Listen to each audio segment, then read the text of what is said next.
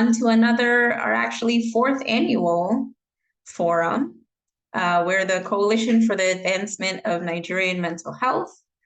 I'm Dr. Okosi, and Damilola and I have been creating and shaping this organization for a couple of years now with the mission to spread knowledge and resources about mental health across the Nigerian diaspora, and also reduce the stigma around mental health topics.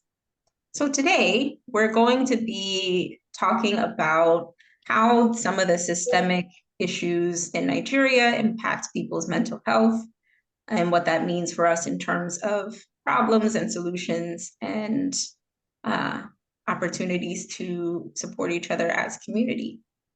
So we'll be having a few speakers and then questions to the panel of speakers and opportunities for anyone in the audience to answer and or ask any questions and participate in this discussion. All right, so we'll start with our very own Anthony, and I'll give a brief introduction. All right, as you pull that up. Okay, so Anthony Ojukwu is a licensed clinical psychologist committed to advancing mental health care. His clinical interests include stroke, traumatic brain injury, cognition, and aging. He's also interested in advocating for and educating about mental health through the destigmatization of mental illness. And he is one of our very own leader members of the CAM organization. So let's hear from Anthony on his work and his thoughts on the impact of systemic issues on Nigerians' mental health. Hello, everyone. Good evening from Lagos, Nigeria. Can anyone hear me? Yes, we can. Okay. Yes, Thank we can you hear. so much for having me here, and I'm really excited to be here. So my name is Anthony Ojukwu, and I am a licensed clinical psychologist here in Lagos, Nigeria. I am also a doctoral student of the University of Ibadan with a specialty in clinical neuropsychology. So generally, I study brain disorders and how they affect human behavior.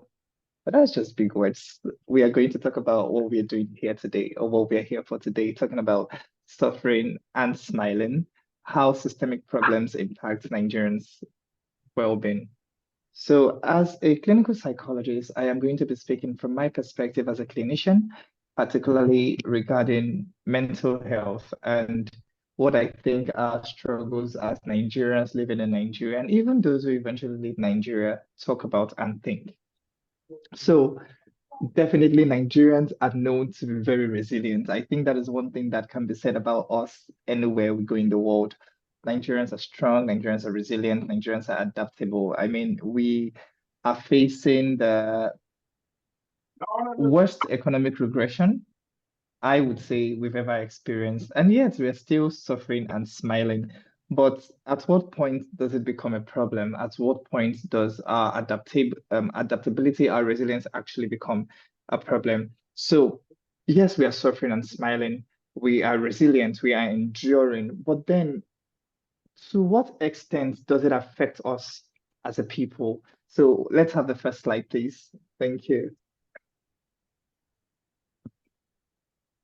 All right, so systemic problems, what are systemic problems? These are deep-rooted issues, right, that we have within the society that genuinely affect us in a very large way. So we're talking about how there are certain things in place that prevent us from doing certain things. So I like to explain it using a school, for example. So imagine you're in a class, right? And there are specific rules for specific kind of people that limits them from doing certain things. Now, these rules are sometimes general, sometimes not general. But then even when they're general, they are limiting for a group of people rather than every other person. Those are what we call systemic problems because they are part of a system, right? System is a group of structures, a group of protocols, a group of things in place to ensure how things work. Now, these things are systemic because they are right there, right, within how a society is supposed to work. But they are also problems because they severely impact a group of people's way to function.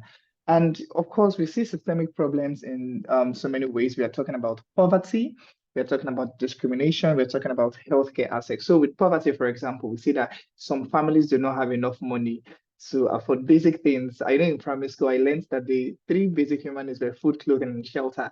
And we have families till now who are not able to have all of these things. Why? Because of systemic problems, because people from a certain caste, people from a certain socio-economic class, people from a certain community do not have access to resources, to infrastructures, or to amenities that should be able to alleviate things like poverty.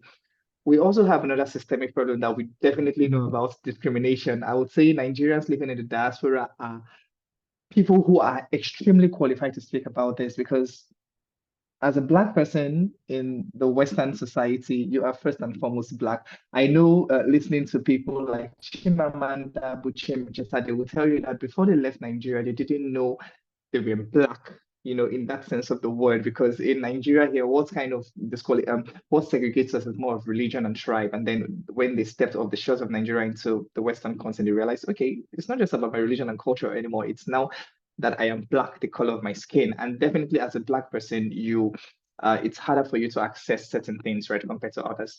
But looking at it from the Nigerian sphere, even right here, there are certain places you go to where your tribe can be a hindrance, your religion can be a hindrance, even your gender can be a hindrance.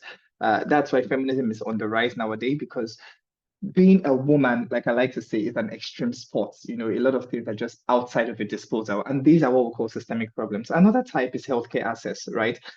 Certain people who are not able to seek healthcare because healthcare is either too expensive for them or, it's just not within their environment. It may be shocking for you to know that there are a lot of communities in Nigeria that do not even have a decent hospital. Yes, a decent hospital. They literally have to travel thousands of miles just to do the basic health test, which is a systemic problem. So definitely these problems are interconnected, right? That they often influence and worsen each other. Can we have the next slide?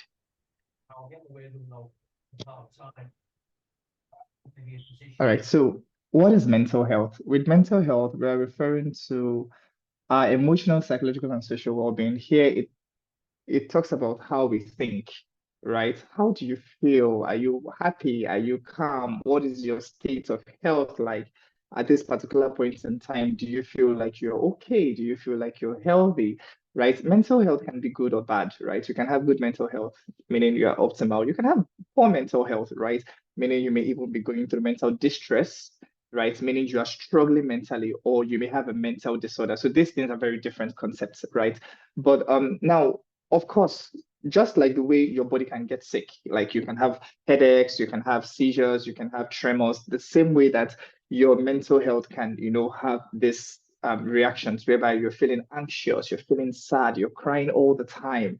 It's like you have this brain fatigue. You want to write, but you're unable to do so. You want to cook, but you feel too tired to do so. You want to hang out with people, but nothing makes you excited anymore. These are signs of mental challenges. And of course, it's very important that you talk about these things and that you seek help whenever you need to. But then how do systemic problems actually affect our mental health? That's what we're looking at right here, right? The intersection between both of them. And of course, we mentioned one already, which is the access to care. If I need to see a health provider for my health, whether physical or mental, and there is no hospital in my area to do so. Of course, that is a systemic problem because let's be honest, it is the government's duty with our tax to provide certain things for us, and we don't have them. Okay, let me shock you, like I like to say. In Lagos State, there are about four government-owned hospitals that provide mental health care. We're talking about University of Lagos Teaching Hospital, Lagos State University Teaching Hospital, Federal Neuropsychiatric Hospital, Yaba, and the military hospital. In fact, the military, I would never say is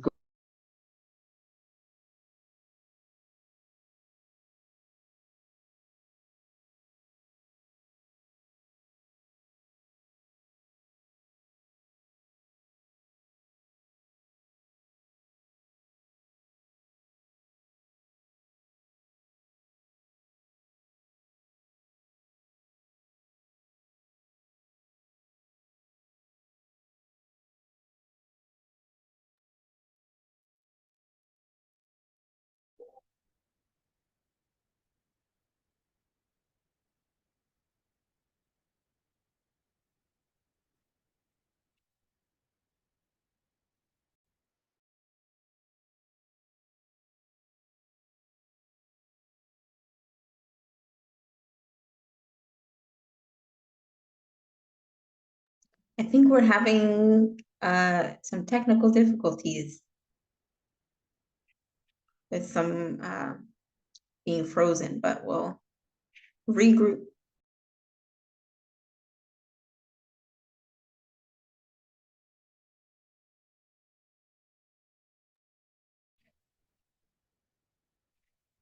We can give Anthony a minute to get reconnected.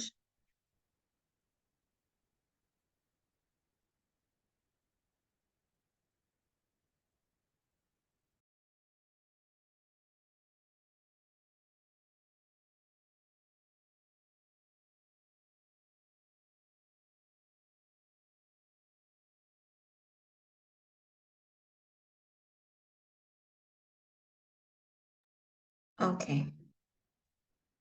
He should be coming back in with us now.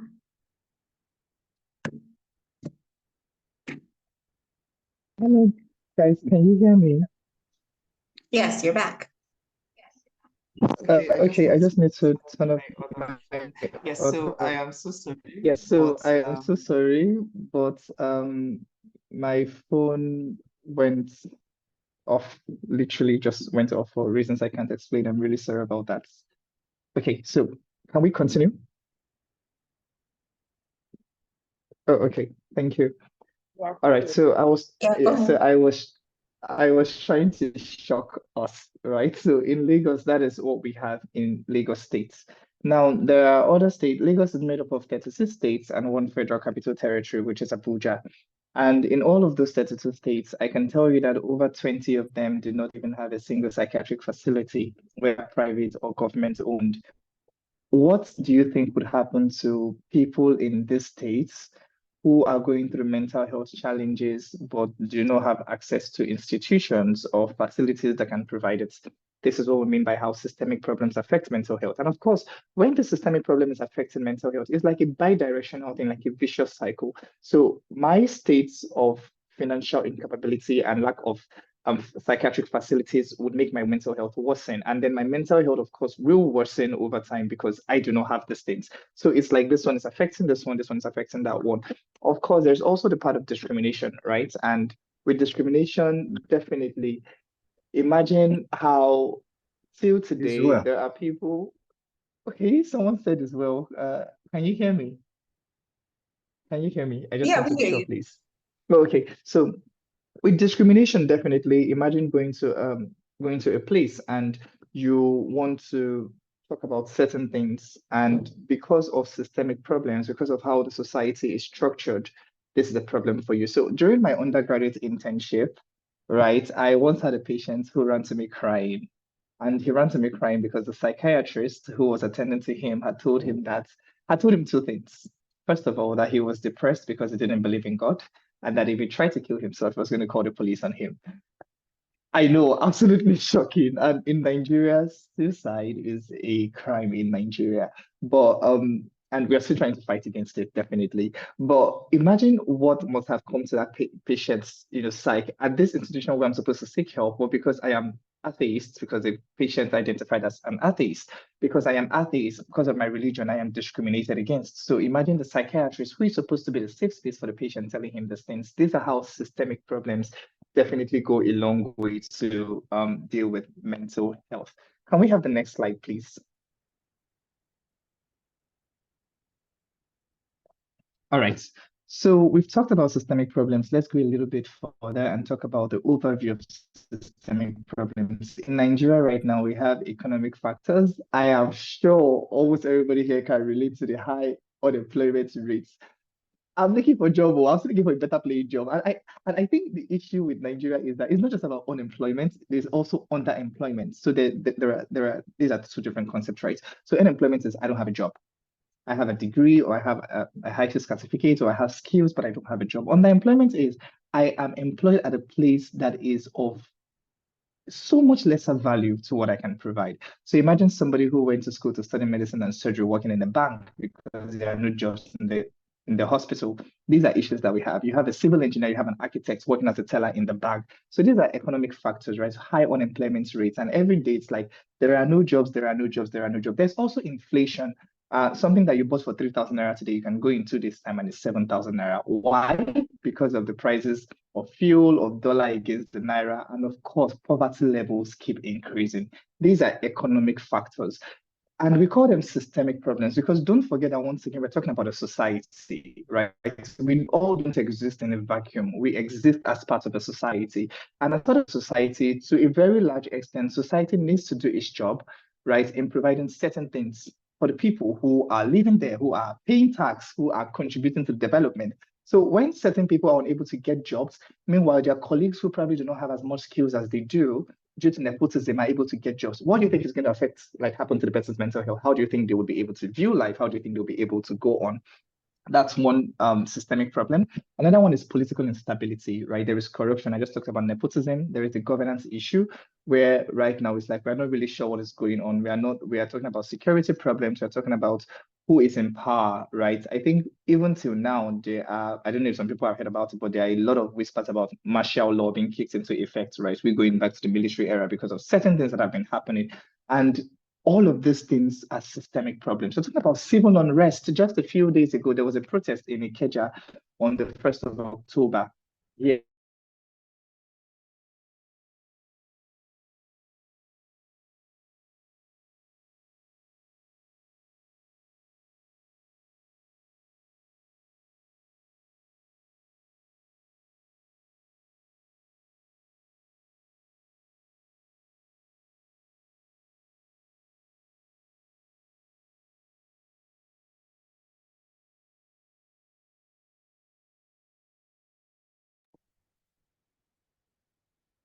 All right, I will just continue from here. Can we all hear me? Yeah, you're good. Yes. Yeah. Sorry. So just a few days ago, there was a protest at Ikeja, right, on the Independence Day, talking about how we are tired of this particular economy. We cannot deal with this anymore. These are political instability. And of course, there are societal issues, ethnic conflicts, gender disparities, health disparities. I am a man. I have access to certain um, healthcare provisions that a woman does not have access to. I am a man. I can decide get a vasectomy without the physician questioning me. But a woman trying to get a hysterectomy, the physician will have to ask her, "Oh, where's your partner? Do you have permission from your partner to do X, Y, Z?" These are the problems that we keep facing. These are issues, both societal and systemic problems. Can we have the next slide, please?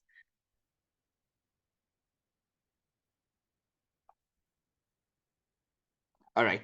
Now we have talked about all of the systemic challenges. What are the psychological impacts? Because once again, as a clinician, I am very much interested in the psychological impacts of these things. We have frustration, we have anxiety, and we have learned helplessness. So what are they? So chronic stress and uncertainty definitely leads to pervasive anxiety, right? Pervasive anxiety means something that is persistent, something that is consistent, something that happens every day. This is especially true for young people whose dreams are consistently frustrated by unemployment or lack of access to quality education. So, right now, if you ask a lot of final year students in the university, they tell you, "I don't know what I want to do with my life right now." Because gone are those days when from final year, you already know that, oh, after school, I'm going to apply for jobs, I'm going to get an opportunity, I'm going to do this. Right now, it's not certain, right? Because those opportunities are no longer there for them. You have the NYSC that is more of a temporary succor for a lot of people. Then after NYSC, what happens? Are they getting retained? Right? Are they doing this? Are they doing that? So for me, when I served, I served in the Lagos State Ministry of Education, and then after NYSC, I was retained by the government. But a lot of my peers, my colleagues, sunk into depression after NYSC because after NYSC, they were like, "What next?" There were no jobs. A lot of them had been applying. So over 500 jobs, no interview, no single interview. All of these things leads to anxiety. How am I going to survive tomorrow? Okay, the money I have managed to save from NYC, will I get another job before the savings run out? Right? These are issues that will cause anxiety for people. And then for the youths, oh, a lot of us had dreams that by the time we are 30, we'll have a house, we'll have a car, we'll have this and that. And then you realize that you're 27, you're still not having a job. You're still in Nigeria, still looking for, a job that will pay you a decent living allowance, not even the one that you can save from. All of these things eventually leads to anxiety, which then would lead to a fear, the feeling of learned helplessness, right? Where we talk about when you feel like you cannot escape your situation or your circumstances, you just stop trying, right? And then Nigerians, we are so used to the beautiful, it's well, God will fight for us. God will, because at this point in time, it's like we no longer know what we can do in our own power. All the fight has gone out of us. Our hope has been extinguished. And now it's just like, it's well, it's well, it's well. And you realize that our high resilience and adaptability is and can be a problem for us. So, can we have the next slide, please?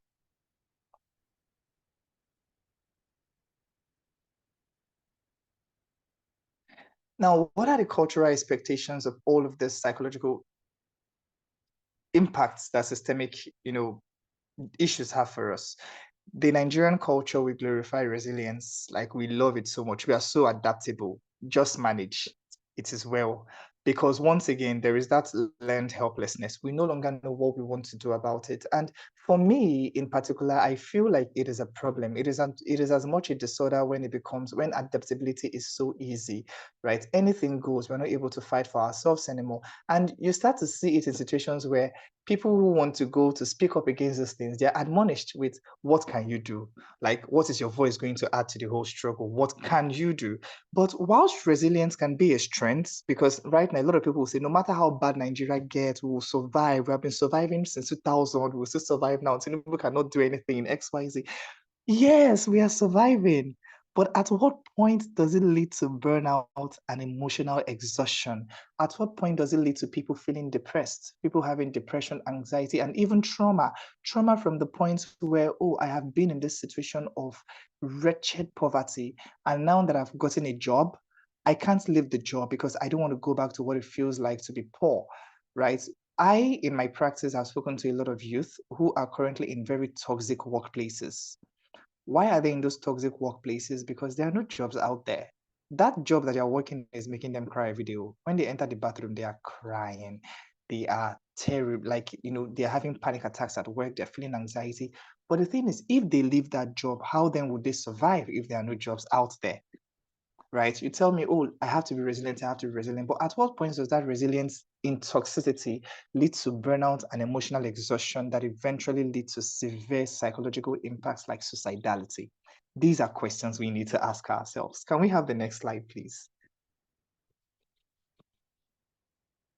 And of course, we now talk about the cost of smiling through suffering.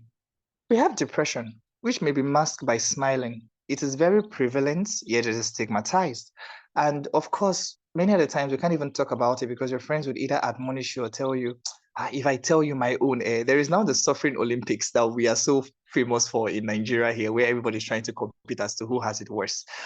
Of course, there is also the high rates of alcohol and substance use, right, as a form of self-medication. A lot of people now, when they go to work and come back just to distract themselves from the terrible things that they're going through, they engage in substance use, they engage in alcohol use, right? These systemic failures, right, like lack of mental health services and unemployment and even underemployment can definitely make us have negative coping mechanisms. In all of the things we are doing, it is important that as humans, we have to cope. No matter what, we have to cope. The question is, are you having healthy coping mechanisms or negative coping mechanisms that are going to affect you later on? Because eventually you do have to cope. Subconsciously, your mind is going to want to push you to something to distract yourself, to deal with the situation. But at what point does that coping mechanism become either helpful to you positively or destroys you in a negative way? And of course, the pressure to smile through the pain can result in emotional numbness, right? Broken families or even suicide, like we talked about. We have had families or issues where a father was thinking about suicide because he was unable to financially care for his family. And of course, don't forget that we are also in a society where as a man, your worth is how much or how well can you take care of your family. And imagine in that situation where you have anxiety, you go out to work in the morning, you're coming back, you have not made a single dime, and everybody's asking, what are we going to eat today? These are the problems. And of course, you have to smile through the suffering, right? We are suffering and smiling. But how do these systemic issues eventually affect us? Can we have the next slide, please?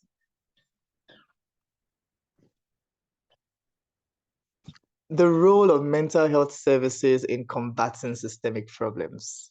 Sadly, Nigeria has fewer than 300 practicing clinical psychologists, and I'm saying less than 300 practicing. That's the key word.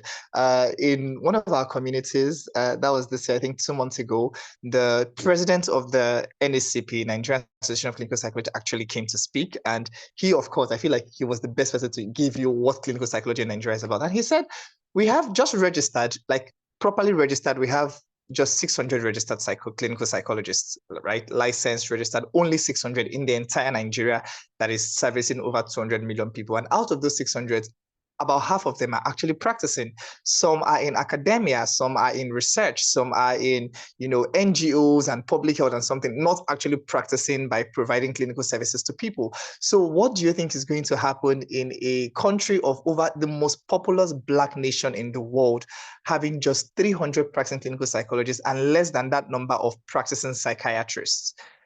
Of course, mental health is going to, mental health problems will be on the rise. And then mental health services that are already underfunded and inaccessible in rural areas will now become a necessity. Right. In Nigeria, we're still trying to look at mental health fund. I think it was just of recent that it passed the bill where clinical psychologists were now part of the health, of the health service providers. So what are the things we need to do now? We need to improve access to mental health services, which is one of the things that CAM does amazingly. That is why I will always scream for the roof of that. CAM is so amazing because here we are having forums like this to educate people about the need for mental health, to educate people that it is okay to struggle. Let us have these difficult conversations. Let's talk about it. But whilst we're having that conversation, let us also think about the solutions, right? What can we do to make life better for people? What can we do to improve our livelihood? And right now, we are talking about improving access to mental health services, right? Particularly through government actions and public awareness, which can alleviate some of the mental toll of systemic problems. Can we have the next slide, please?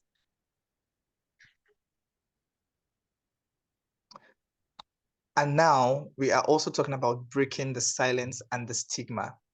We need to call for awareness, part of what this forum is about. So if we don't have forums like this, if we don't have avenues like this to discuss what the issues are, how are we going to be aware that there is a concept called suffering and smiling? How are we going to be aware that despite the fact that Nigerians are so resilient as we claim, right, they are also struggling with certain things? We need to break the culture of silence and stigma, right? We need to break the culture of silence and stigma surrounding mental health in Nigeria. We need to realize that it is okay to talk about certain things. We should be able to talk about certain things without feeling ashamed, without feeling silenced. Grassroots engagement. Let us go to those grassroots, those women who are selling pepper, those women who you feel like are not educated. Let us go and talk to them.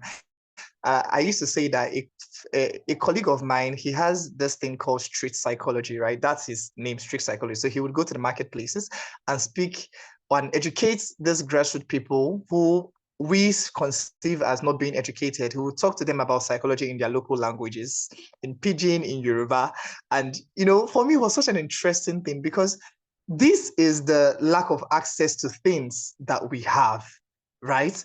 If we have this grassroots engagement, if we train community leaders, if we train religious heads, if we train educators to spot and address mental health issues, yes, you're bringing a child to the church to be prayed for, to the mosque to be prayed for by the imam. But have you realized that this child may be going through mental health issues that are way more significant than them just being unruly or them just being, rowdy or being disrespectful? Let us talk about these things. But then the community leaders cannot provide help if they don't know what they're looking out for, which is why we need to engage them. And of course, finally, there is a need for integrated mental health, right? This need for integrated mental health services should be embedded within the primary health care. I don't know if it happens in the US. Dr. Okosi and Dr. Damlala can probably give better light on that. But I think I read in the British healthcare, when you go to see your general practitioner, right, the general physician, there is a psychologist that you also have to see in primary healthcare. I don't know if the US also does that, but I think I heard that's what the British people also do. So we need to incorporate these things because some of the problems that we may even have, I know in my undergrad, I learned about psychosomatic, issues where somebody is having physiological issues, but the root of all of these physiological issues is psychological. You're having pains, you're having headaches, you're having tremors, you're sweating, you're doing this and that. But at the core of it, it is psychological. But if you do not have mental health providers in these primary care facilities, how are you going to know that these things are a problem? So I think that has brought me to the end of my talk for today. Thank you everyone so much for being here, for listening. Resilience definitely doesn't mean ignoring suffering, right? We can do better than that. We need to equip Nigerians with the tools we have, right, to face adversity whilst also preserving our mental health.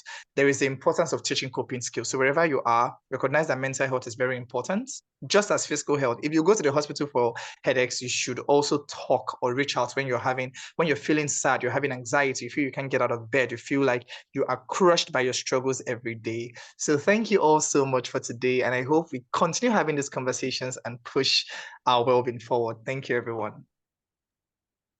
Wow.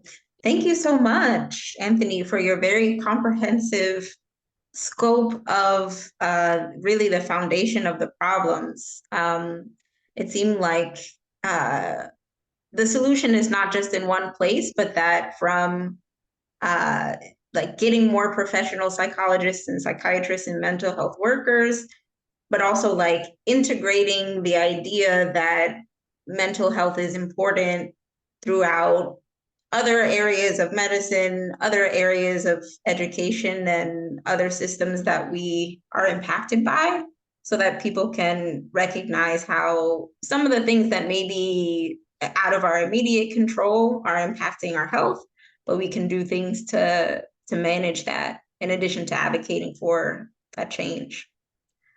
Okay, we're gonna move on to our next person. If Victoria is with us, I'll give her introduction and we can hear from her perspective. So, all right, Victoria Olajide is a fashion designer and a special education teacher, a sign language interpreter, an advocate, and lover of children. And so it'll be great to hear your perspective, especially as we talked about different systems.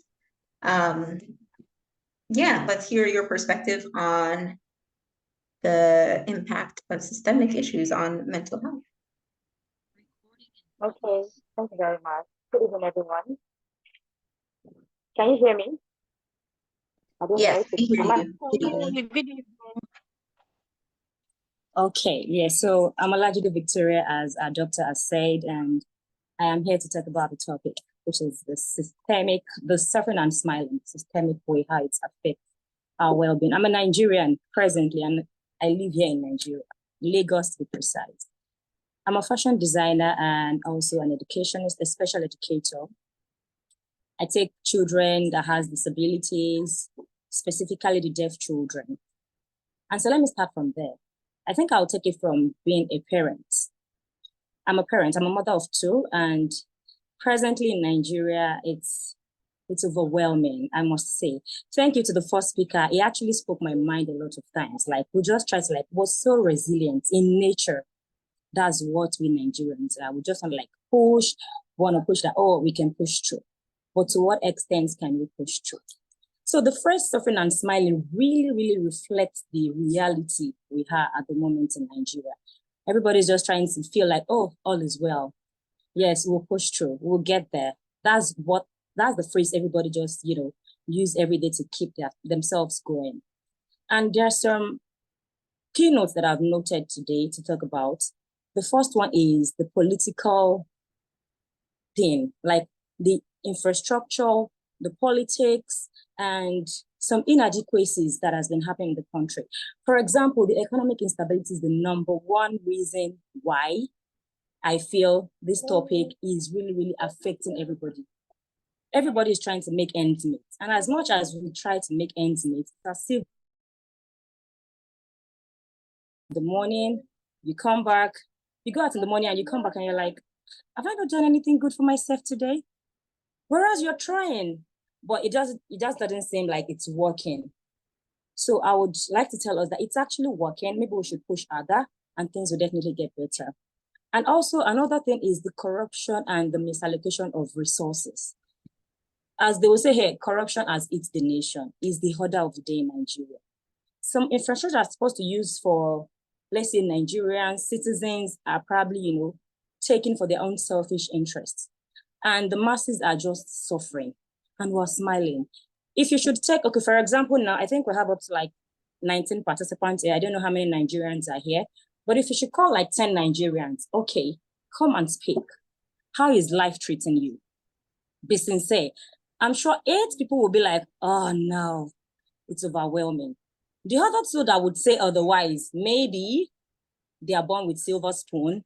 And even those that are born with silver spoon are still going through some, some mental health challenges or something very deep that they don't want to talk about. Do you understand? So that is that.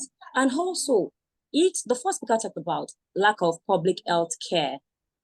Like, I live in Lagos, Mushin to be precise. I remember there was a time that we had to admit my son, and we got it. They said we had to bring this rigorous amount of, and I'm like, really? We are in for an emergency and you asked us to like deposit this amount. I'm like, so what are doctors here for? Like, don't you have the feeling of, oh, we might not have this money. Can you just at least attend to hers first? Then, ask for the finances and all of that. But then they asked us to like pay that amount before they can commence treatment. And I'm like, I'm sorry to say, but I feel that is a fucked up country. I don't know if it happens in other Western world. I don't know if that is how it happens, but that is how it happens around here. And it's very, very bad. Very, very bad. So I just hope that if it's possible, they would say at this point in Nigeria, don't fall sick. Because if you fall sick, you're on your own. So try every possible means not to just fall sick. Try to be, and also for that to happen, just create your own happiness. You don't have to like attach your happiness to money, because if you're in Nigeria now and you attach your happiness to money, I'm sorry, you'll be the saddest human being like at this moment, because nothing from that angle is coming forth. So you should try and make yourself happy. Don't attach, be very intentional about your well-being. Be very, very intentional. Don't wait until things get bad, before you say, oh, I'll try it this way. Let's just try and balance our lives, even with the economic situation that we have right now. And another thing is, as a fashion designer, the economic crisis is really, really dealing with us. Someone said, Victoria, how are you coping? Only those that have cool cash want to make clothes. And I'm like, thank God I'm not just a fashion designer as a profession. I still do other things. Like I'm a teacher, then I'm a fashion designer. People be like, I'm sorry, we want to make this clothes. Oh, the price is too high. But then the things we'll buy, just like the first speaker said, that you can go to the market today, buy this stuff for like 3,000, and the next day is triple the price you got. And that's the reality. It's really that bad. It's really that bad. So I think I would just employ us, those that are here in Nigeria, as much as the system is not in favor of us. Yes, that's it. The system is not in our favor at all. But what can we do to make this system favor us? Maybe we should try to do things that okay, this is what works for me. If you do things that works for you, maybe that will help our mental well-being. Don't say, and no comparison. Trying to do things that work for you, you don't even have to compare. Oh, I have a colleague at work, and she drives this car, she wears this designer. I'm sorry, you will just lose your mind. So just do what works for you. Do you, just do you. When you do you, you have this mental as an ailment, like you're just good for yourself. You're not comparing yourself to anybody, to a neighbor, to a colleague at work or anything. And another thing I would like to say is we should work smart. As a Nigerian, please work smart. Don't just say, oh, you're going 9 to 5 and, I have to do this at work. Work smart. It's not, at the moment now, it's not how far anymore. It is just how well. Work smart. Know when to stop. Know when to set boundaries. Know when to speak and when not to speak. Because these days, I tell my friends at work that, you know what, don't just be a burden, because everybody is overwhelmed. So don't come and have to the burden everybody is carrying, because as a Nigerian, the burden is on our shoulder, like it's a lot. Being a Nigerian alone is a lot. So don't come and be an additional, trauma to what I am going through. So learn to work smart. Don't just work for working sake. Don't do too much when you're not supposed to do. Don't do too much. Just work smart. Know what and what to put together for like your financial stability. And don't do more than yourself, please. If you're in Nigeria, Okay, you want to have your wedding and you're like, oh, I have to do this. Those times are over. I'm not even sure we even have to talk about that because everybody knows that at this point in time, you don't even have to, go all the way out now as it is in Nigeria. Another thing is self-love. Like, just love yourself. Out there, nobody is going to love you as you love yourself. So just love yourself. Pour out so much love on yourself. Take time. Take your time to rest, reflect, meditate, and all of these things will help our mental well-being. Sometimes I'm very overwhelmed, going to work as a teacher, coming back to meet my kids, and also to work as a fashion designer. I'm like, and I'm a woman. Maybe, I don't know if you men have that superpower, but as a woman, I don't know, but it's very overwhelming. But if you love yourself, from loving yourself, you would see that, oh, you can actually do this. Oh, me. Recently, I took up a course and I'm like, okay, I think I'm good. Initially, I don't know anything about crypto. So recently, I'm like, okay, somebody opened my eyes to like, why don't you try this? And that's actually linked to working smarts. Like crypto is good if you know how to play your cards. Do it this way, do it this way. And with research, my eyes is, broadened now. And I'm like, oh, really? This thing actually works if you, roll with the right people, not doing illegal things now, like doing it the right way. So just tend to like work with people that oh, if I work with this person, I'll get better, be it financially, emotionally, and, so just love yourself, work smart, and just create your own happiness. In a way, create your own happiness. And at the moment in Nigeria, if you should call out ladies, now I'm directing this, I'm not like I'm a feminist or anything, but I'm just directing this to ladies. Don't let a man, don't just like put your happiness in a man, like, because men even want somebody that will shoulder their own responsibilities. Men out there want who will help them. So you're not becoming a burden to a man, you'll be frustrated. Like you'll be so frustrated. Just be happy for yourself, create your own happiness, and seek help. Seek help. When you know that you're overwhelmed, seek help. Don't just bottle up things in yourself. Oh, I can handle this, I can deal with this. To what extent can you do that? Before you know it, you will break down. Like depression will just set in. So know who to speak with or speak out to, and know when to speak out. Don't just bottle your emotions in and feel, oh, I can do it. I can do it all by myself. Sometimes a problem shared is a problem half solved. When you share your thoughts, you share your problems, you share your ideas with people, there is a way, you'll be calm, you feel like, okay, I think now I feel better, other than just keeping everything to yourself. Fine, you can still respect the fact that, oh, I don't like talking, I don't like discussing my private issues with people. Yes, fine, that's okay. But sometimes you just need to like speak out to someone, just for help. And just like my first speaker said, neuropsychiatric hospital around here, sometimes the stigma around it would not let people go. Because if everybody just sees it that, oh, you're entering Arrow, there's a place called Arrow in Abeokuta, Ogun State, and also Yaba Left in Lagos, Nigeria.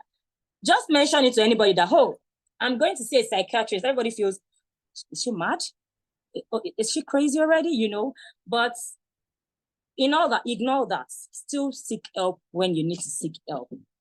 Seek help when you can talk to a therapist, a psychologist, Don't resort to bad habits like drinking, smoking, thinking. Because if you resort to all these habits, they don't last. The feeling they give don't last. It's just for, very short period of time. Let's say you're drunk today, but then you wake up tomorrow again, your eyes are open and you're back to that problem. So why not seek lasting solutions that will actually maybe solve or prefer solution to whatever it is you're going through.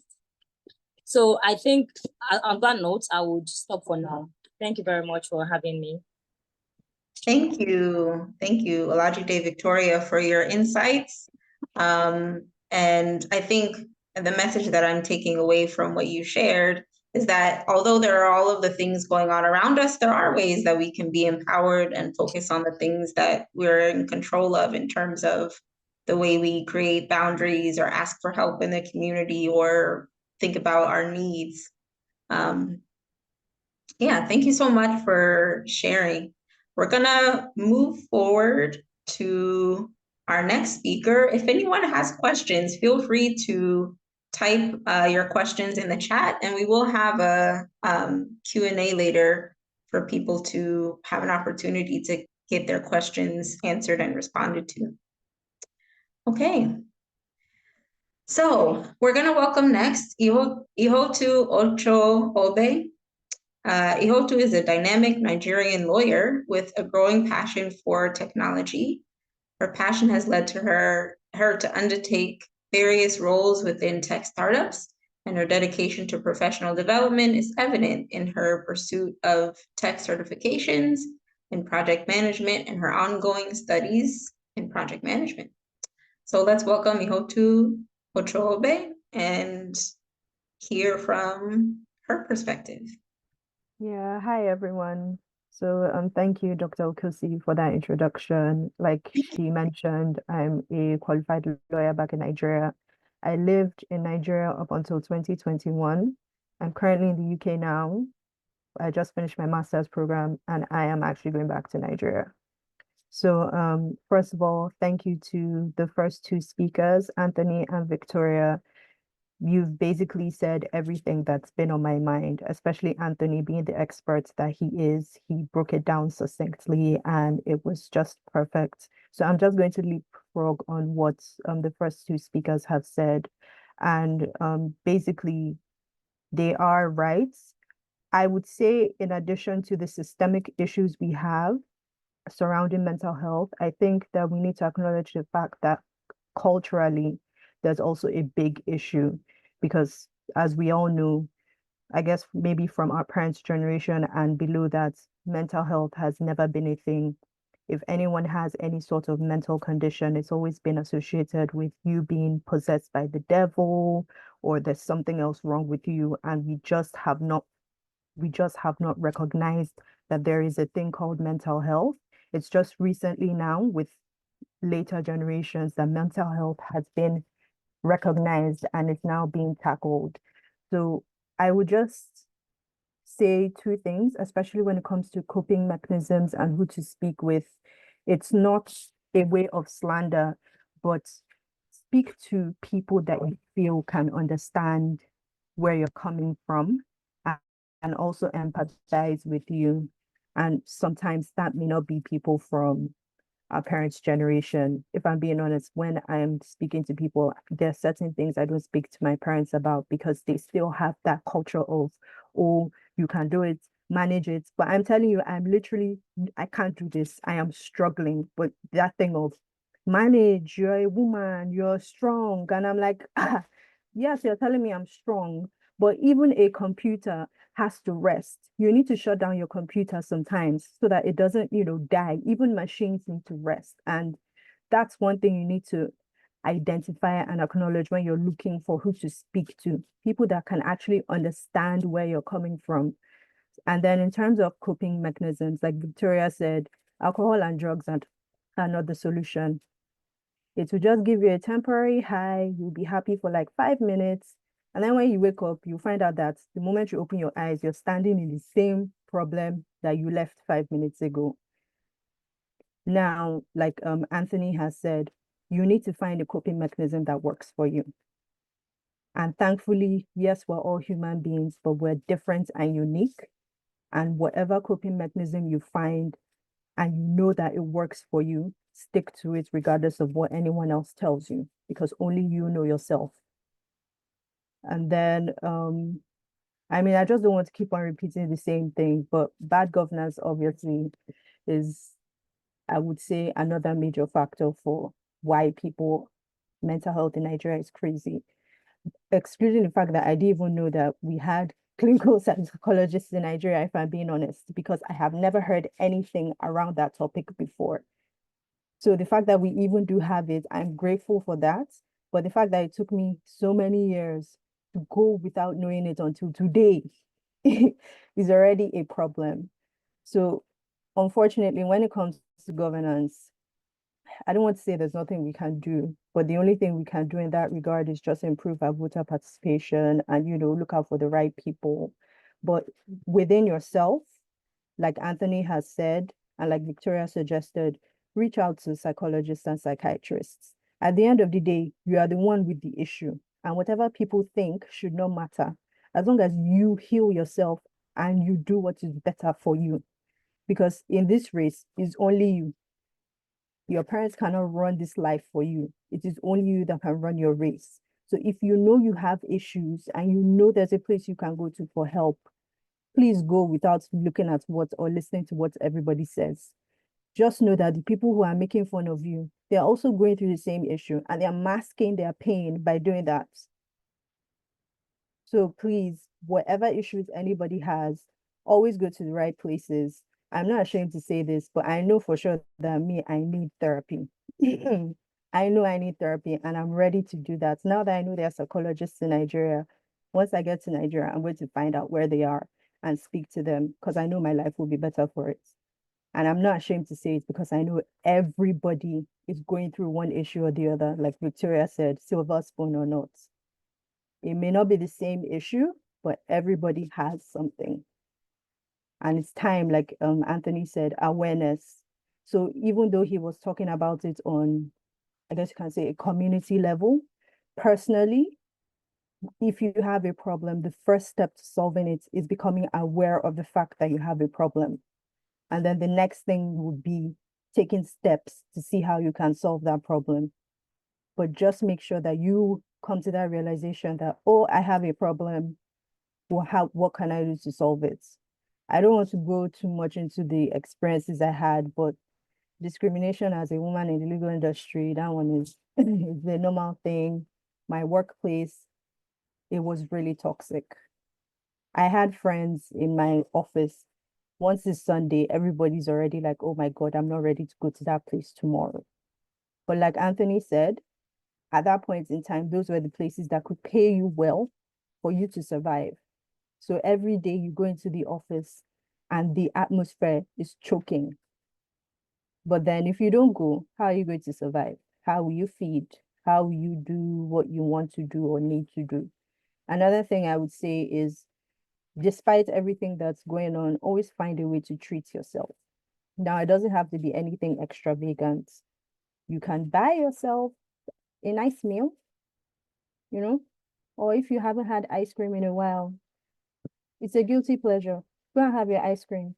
It'll give you that happiness. It'll probably even help you calm down. It will help you figure out things. Or another healthy thing to do, which I, for the longest time, rejected, was crying. Just when you feel like it's coming, just sit down and let it come. Cry, think about everything, and trust me, when you're done, you'll be fine. Because truly, even though we talk about how resilience is a double-edged sword, in the world we live in today, you need it to survive in Nigeria and outside Nigeria.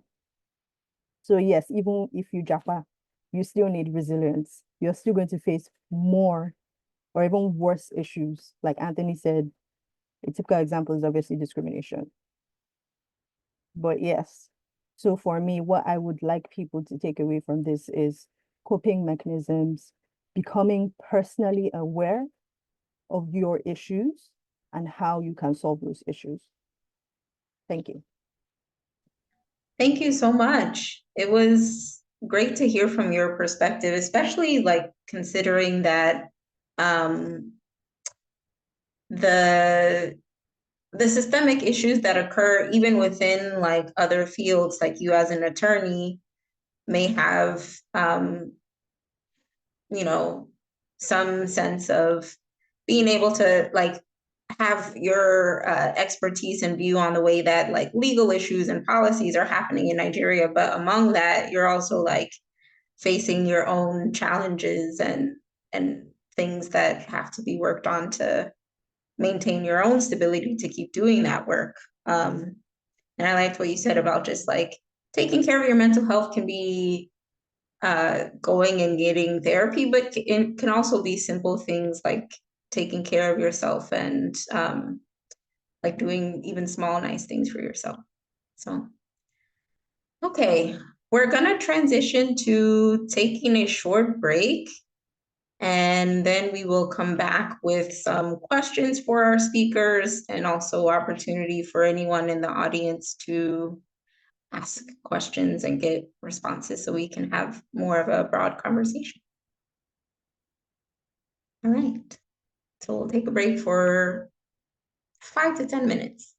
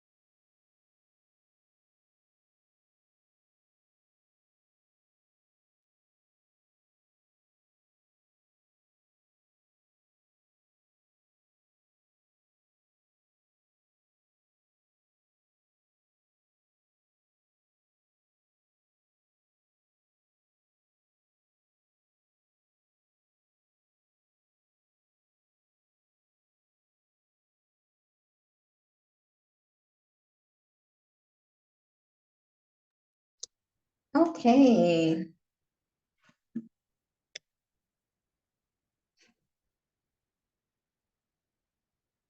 And yes, if you all can or know anyone who can contribute to our work, feel free to send any donations. You can also donate through the Eventbrite link. And thank you so much for being here. Okay. We are going to meet our next speaker and then get to the panel. So I will give an introduction for him and we'll hear his perspective. So the next person we're going to hear from is Aniete Basi. He is a law graduate from the University of Uyo. He's a lawyer, barrister, and solicitor of the Supreme Court of Nigeria, called to the bar in 2010. He's a private legal practitioner with Lex Associates Uyo, Akwa Ibom State. And he's a human rights advocate and male advocate of the Akwa Ibom State Committee on Gender-Based Violence. He's a social crusader, public affairs analyst, relationship advisor, and a seasoned negotiator, and also husband and father. So let's hear his perspective on the structural issues that impact Nigerians' well-being and mental health. If you're here with us.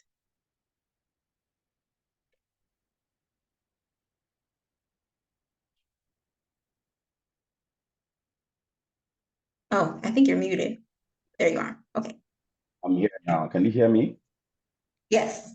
Thank you for being. Good evening. My pleasures. Thank you so much for this enlightening session. I am very grateful for the first three speakers, Anthony, Victoria, and my colleague, Iho too. Thank you so very much. I sit back to listen to your contributions from all the perspectives that is bordering our well-being as Nigerians. And I think I've been saddened. And on that aspect, I'm also happy because of the collaboration that we are doing. I know that they've touched a lot of areas, but let me start by talking about the impact of religion in Nigeria that is contributing to the depth of issues we're having concerning our well-being. My colleague mentioned traditional issues. There's a correlationship between the tradition and the religious issues in Nigeria. The backwardness of this country that is invariably affecting our well-being. I call it the conspiracy of silence between our politicians and our religious leaders who are not interested in liberating us, in redeeming us, because you see, our minds have been prone to understanding that the only solution we have is religion. And unfortunately, most of those who are in charge of our religious businesses are not even aware of the issues we are discussing here. So whereas they are merchandise whose only penchant is to make the money. Someone is having mental health issue rather, and is being subjected to fasting. The person will go through fasting instead of seeking expert attention to, attending to the issues bordering the person. Because the victim, the family of the victim, and the owner of the church do not have ideas about what is wrong with us. So when Anthony was talking about education, we will not stop at just educating those who are the grassroots, like the village head. It's high time our religious leaders are also called to responsibility to learn in order to, advocate on these issues. Because our religion has dropped us below average in Africa. When you look around, my colleagues have mentioned issues concerning the hardship we're facing in this country. Let me base my contribution, particularly the effect on relationships. It began in 2020 during and after the COVID. Between that time and today, I have personally filed not less than 8 to 10 divorces. And I think I have not less than 7 issues in what we call family courts for marriages that are broken down and they need to talk about the child maintenance and custody. And when I look back on the issues or factors that culminate into the breakdown of these homes, it is not far-fetched than from economy of the country, where parties or couples are unable to meet their expected goals and targets. And so issue of expectation. I think Victoria made mention when she admonished the women not to pressure their men, because even the men are also looking forward to being assisted or helped. But unfortunately, traditionally, the men were taught to man up. And so issues of getting closer to relationships, supportive relationships, like the first speaker talked about, we would seek help, we are not aware of it. So for the men and for the family people, I have seen where lack of knowledge, lack of proper communication, because when we talk about education, it should be a platform where knowledge is given, basics in communication is given to parties that they can communicate their issues. So people who are unable to communicate amongst themselves as couple fail, and invariably this is affecting their children. So we now have children who are living with separate parents. The courts are therefore bogged with these issues, and we take long adjournments because the few courts that we have cannot entertain these issues expeditiously. And so one issue can last beyond 6 months in court, and these persons do not have where to go. There are couples who even fight in court because the husband, who now feels liberated from the so-called burden of having to live with the wife and the children, and perhaps is finding succor in another woman's home, is now in court to battle out to take care of a family, whereas he has been retrenched or has lost employment. So finally, the court will make an order for the man to be paying a certain amount of money as maintenance costs. And in reality, you know that this is not realizable. So what do? I have been able to talk to a lot of people. When we talk about having to look for how to support oneself, having to find how to get about with the stressors, the reality is very ugly. This afternoon, in Akwa Ibom said we are conducting local government elections. Something happened and I came back home while preparing for this session. And I told myself, is this the world that my father told me that I have to be kind to people? I bought petrol for my car. I'm using a V6, and if I have a way to sell the car, I think I would have disposed of the car. But it's not going to be taken away from me most immediately. So I got petrol. Today is Saturday. I bought petrol 63,000 on Monday, and I went to my local government. On my way back, I gave someone a lift. Ordinary before now, I would have taken him to his house. But by the time I got closer to his destination and he tried to direct me out to get about, I just told him, sorry, I am not disposed to assisting that far. And I'm not happy that I dropped him halfway. And I didn't even ask him if he had monies on him to pay in his way. And that's where the country has pushed us to break down of moral expectations on each and every one of us. And so how do we deal with this? I think going forward, to be able to sustain ourselves, Diddy just wanted an episode where he said, let it go, let it go.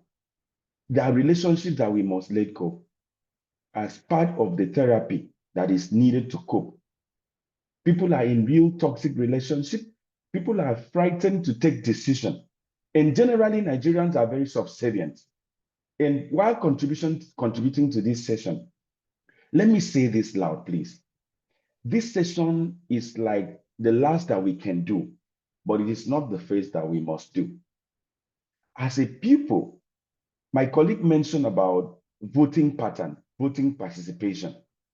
What transpired in the last 2023 elections leave me with a very sad note. I was chatting with my friend a while ago and I told her that I'm despondent. I have been in practice for 16 years. I should have a certain stability in my practice by now. I'm a father of 2 girls, 2 daughters.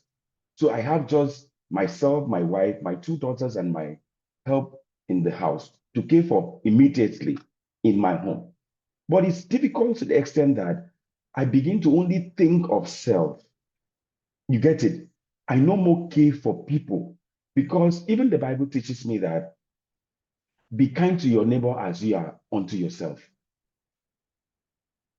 I am not Father Christmas anymore. I have learned to let go of relationships that are not supportive. That's what I have personally done. Because other people, you get to talk to us as you are doing now, and you think that they are learning. And unfortunately, when it's an occasion for them to exercise the learning you thought you have impacted in them, they will fail you. I have done a lot of advocacy. Gender-based issues in Akwa Ibom State, perhaps just like in every other state in Nigeria, is becoming alarming. There is savagery, there are rape issues, there are violence here and there, both in homes and outside. So this session is most important, and I want to be part of it, not just online here. We must find a way. I know that there are partners here. Uche is in Akwa Ibom, is resident in Akwa Ibom. There's an aspect of advocacy I am personally doing about emotional intelligence, adversity quotient, and the rest of it. It is helping. So we must expand the scope of this lesson and about the frontiers of who we're going to meet, because without which you and I are lucky to share this session. It was just last night that I got to really think about what is psychotherapy. Psychotherapy. You get it? I get to learn in order to talk to people. So for me also, I have devised a means of having to exercise regularly. Yesterday, I left for the gym. I played table tennis for over 3 hours. When I returned home, my wife said, "Do you want to leave there?" I said, "I am healed." I got myself so engaged, and I'm happy that I did that. I am sound. I am coping with spine issues, but I don't have to become a burden to anybody. So just as much as I'm carrying myself, I'm encouraging every other person. You must learn to carry on. And you must learn to talk to people who really understands you. As a man, I know I have pride in discussing my issues.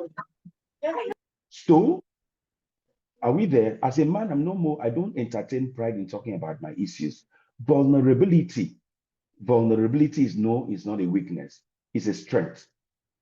So for the guys who are listening, who are part of this session, and those who are going to talk to outside after now, let us ring the bell to them that vulnerability is the ability to express what is displeasing you and seeking for solution, because we are supposed to be supportive.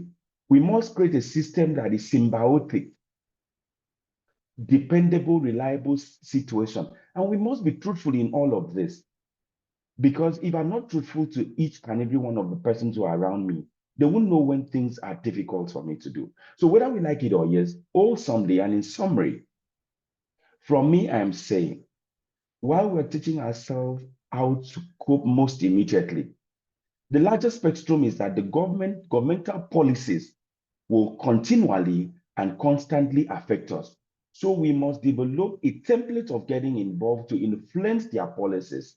From the time our president removed the oil subsidy, whether he understood what it meant or not, we have been plunged into this quagmire, and we are managing, while a few Nigerians are barely understanding what we are doing. So let not this session be that he's teaching us to be subservient. I would disagree. If the aim is that we must be subservient, we can actually influence our governmental policy, but until we are together, until we are bonded to realizing that we are victims of circumstance. We are victims of circumstance. The economy of our country is man-made. And until the right question is asked at the right time, we would constantly be coming to teach us how to cope with mental health issues and social issues. The solution is to be nipped at the bud. The next election is by the corner. Whether you and I are able to do it. Finally, I think happiness is innate. Happiness is innate. It's not about how much I have. I'm a very happy person. I get to check my BP regularly. I think that's another way of finding out if you're sick or not. I get to check my BP regularly because I know that there's no amount of thinking that will take away the troubles. So please, before I take the entire session, let us be prompt and regular in checking our blood pressure, get to involve in exercising. You need to get to have relationships that are supportive. Don't talk about muscles. Stay and be better and well-being. Thank you so much. All right. Thank you. That was a very important and passionate contribution. I like that you talked about how our mental health can be impacted by our physical health in both directions. And that also some of the systemic things that impact us can also have an impact on how we're being compassionate or not toward ourselves and the people in our community. How it has an impact on like our morals and like our compass in terms of our values, but to continue to find the ways that we can speak up and advocate for change, especially on the small interactions, like interpersonal kind of things, but also larger scale, the government, the elections, the ways that we can have our voices be heard. Okay. We are going to move to our Q&A. So we have your questions from the chat that we'll get to. A lot of the questions we prepared, all of our speakers have talked a lot about so far, about the different types of policy, economic, healthcare systems that impact Nigerians and different groups of Nigerians in terms of gender and ethnic groups. They've talked about how from their particular fields of expertise, what kind of systemic issues are having the greatest impacts on Nigerians day to day and individuals, families, and communities, and what they hear from Nigerians talking about these issues. So we'll do a couple of questions that we prepared and then get to some of the audience questions. So to all of our speakers, first question we'll ask, do you come up against resistance to making change to any systems or policies in your particular field? So for the mental health care workers, psychologists, or the attorneys that spoke, the educator that spoke, are there any things that you find people pushing back against when you, where you have any influence in particular, are wanting to make changes for the betterment of the community, like policies or things that that you are seeing directly in your work that you want to advocate for change, and what kind of resistance or conflicts come up there? Anyone can respond. Okay. Can I give a contribution in that regards? Yeah, go ahead. Okay, so just I mentioned in passing while trying to emphasize the point that was made by my colleague, the traditional perspective to this, where our parents always would think that we have the capabilities to doing it. For me as a man, as a guy, masculinity is one of the areas that I find a lot of resistance from those who have benefited from the negative implications of masculine indoctrination. We talk about toxicity. I have been able to mention in passing issues of gender-based violence. You see that the women are more endangered in the spectrum of this discussion when we talk about the economic issues and how we are suffering and smiling. We had this perspective that the women must endure in marriage. And imagine that if in the ordinary, when things were seemingly okay, they were taught to endure. And now things are in the offbeat and are even expected to endure the more. And let me tell this, they are foreclosed from complaining. And if we are teaching them now that you need to speak up, you need to meet a psychiatrist, you need to, we're talking about the stigma that it's influencing against or inhibiting the access to having expert attention with regards to issues of well-being and mental health. one aspect of it that we will find would be the difficulty in husbands allowing their wives to visit experts, because in the ordinary, the men were never taught to empathize. They will not understand. A great deal of my folks, my gender, do not understand that the same mechanism, biological construct that is in a man is in a woman. That when someone says, I'm tired, that person needs to be attended to. That person needs to be given the succor. So while trying to do this, I have been able to advocate, and I'm not loved. I am not loved. I've had seminars for us. I have spoken against these principles that have been outlined from ages that we have imbibed in ourselves, that has limited us from bonding closely. And even in church, I have preached about domestic violence in church, and the elders in my church went and ganged up outside against me. It was still about the issue of live and let another live. So my principle has been, naturally, the Bible says, do unto others what you will wish to be done unto you, isn't it? So while we're advocating for wellness or well-being, I am afraid that the women will have difficulty to access, because the society thinks that, I don't know whether, I think the society thinks that they are superhumans.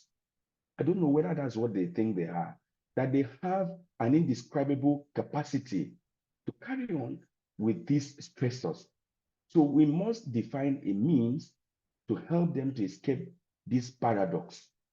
And that is people like me, because I'm gifted to it. I did not know that God would bless me with 2 daughters, and that's all I have. And I don't want any other. I still have the capabilities of having, but I'm good with that. I didn't know that that would be my share in gender of my children. I had started this advocacy long time ago. So it's not just for my immediate family, but for others. I need people to join hands. Let us talk more, so that by the time this special area is brought in, we would have been able to collapse the walls of toxic masculinity, so that this can penetrate and we will have achieved more. Yeah.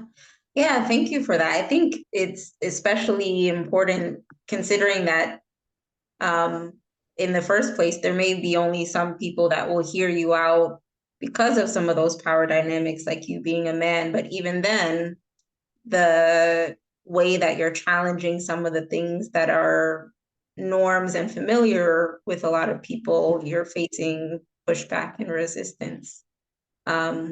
But yeah, a lot of the things that you discussed, like how people have thought about like marriage and gender roles traditionally, are also systemic things that are impacting communities, families, etc. Did any of the other speakers have thoughts or responses to that question? In your particular field, what kind of barriers or pushback do you face when you're wanting to make change? So I'll just add more to what my colleague has said. So in the legal field, because the way things are done is you can trace it back to like over 100 years ago, you can say that it's almost a bit archaic. So the thing he was talking about the power dynamics between men and women is still quite prevalent. And I think luckily for us, as new generations pop up and as people become more aware, because there are people who have some level of awareness even in previous generations, we've been lucky to find a mix. So people who are aware and who are in power, who you can reach out to, who would be happy to implement these changes. And then people who are still stuck in the archaic times, where if you bring this forward to them, you would find some pushback. So I would say in the legal industry, it's been a mix of those types of people. I can't tell you exactly now which of the two is higher, but I can tell you right now that there's a mix. And I think it also depends on the area that you're trying to implement the change. So I would say for mental health, I don't really think we have anything right now. If I'm being honest, I'm just going through it in my head. But in my previous place of work, we started something like that, not just for the legal department, but throughout the whole bank. I'm hoping that right now it's still in place. But I would just say specifically for legal, it's been a mix of, you know, people still having those archaic way of thinking and people who are becoming more aware and having those kinds of people in power to affect or implement those changes. Yeah, thank you for that. I think it'll be probably a critical mass of people and new generations and a lot of effort for some of these changes to happen. And some things maybe we won't see very soon or in our lifetimes, but knowing that like there are ways that things have been so deeply ingrained, they'll also be probably difficult to make change, but that shouldn't mean like one of the other speakers said, that we should be complacent and not advocate. All right, we have a question from the audience. Someone asked, and any of the speakers can respond, how do we help people in need for therapy when they have the mindset that all problems should be solved through church or spiritual interventions? So those specific people who feel like religion, church, or spirituality are the primary or only solutions, how, I guess, can you reach out to help those people be connected or even consider the idea that therapy could also be helpful? Any of the speakers have thoughts on that? Hello everyone. So I think I like to say that it is a multidimensional approach. First of all, there has to be education on multiple fronts. So education on the parts of the people who need the help, and education on the part of the people that they trust. So in my presentation, I talked about having like grassroots collaborations. And as a clinician, something I would always advocate for is the need to stop eliminating or ostracizing religious leaders, counselors, and the rest. So in the clinical profession, there is some form of condescension that we practice. I am really sorry to any clinician here, but there's some sort of condescension we practice where it's like, as clinical psychologists and psychiatrists, we believe that anybody who is trying to, do counseling or do pastoral work is just, like, stop it, just leave the job for us and everything like that. And in my head, like, you guys are missing the point, right? The patient or the client or the person struggling is the end goal. Right. The point is we need to get them to a place where they are okay. It doesn't matter who gets to do it. So instead of eliminating and fighting against these people, the truth is that Nigerian families, or the average Nigerian, has more trust in their religious leader than they do in the government and in hospitals and in health providers. So what do? Reach out to them through these leaders that they look up to, reach out to them through their village chiefs. So I used to say that back like some years ago, probably 10 years ago or so, I used to know of this priest or this pastor. He would invite his members to come for prayers on the mountain, right? To say, oh, if you have any problem, if you have any psychiatric condition or whatever, come for prayers on the mountain. And the church members would come for prayer on the mountain. And on that mountain, guess who are waiting for them there? Psychiatrists or psychologists. So he would invite psychiatrists or psychologists, have them there, and then tell the members, look, I am doing my best as a man of God. I'm doing my best as a pastor. I am going to pray. But at the same time, God put these people on earth, right, to help us. So I'll do my part, they do their part. But he was able to do that because he was working hand in hand with these health providers, and his church members were able to trust him enough to come to them with their problems. So like I always say, instead of segregating or ostracizing these religious leaders, community leaders, counselors, you know that this patient you want to help or these people who need help already have their trust. Go to them, educate them, advocate for public health, community mental health. Let them see that, oh, this is what we need to do. Then on the side of the patient or the side of the person, I'm sorry I keep using patient a lot. I work in a hospital setting, so that's just like out of my vocabulary. But on the side of the person who is struggling, there also needs to be some form of education, right? Where you are not trying to undermine their belief. Because that's one gross mistake we make a lot, where it's like, oh, it's either you believe in God or you believe in science. No, it's not. Like, like these things are not mutually exclusive. Two things can exist at the same time, right? They can have their belief and you also help them scientifically. You can tell them, okay, so yes, it's fine that you have this, but why can't we try this? And let them see reasons for doing this.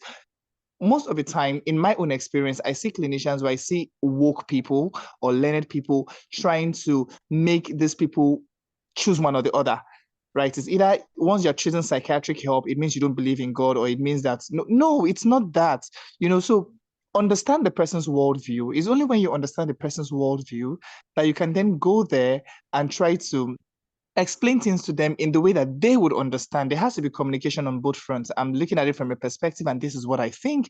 And then I'm also going to work with you with the people that you believe in, just to make sure that you are good. So I think that's all from my end.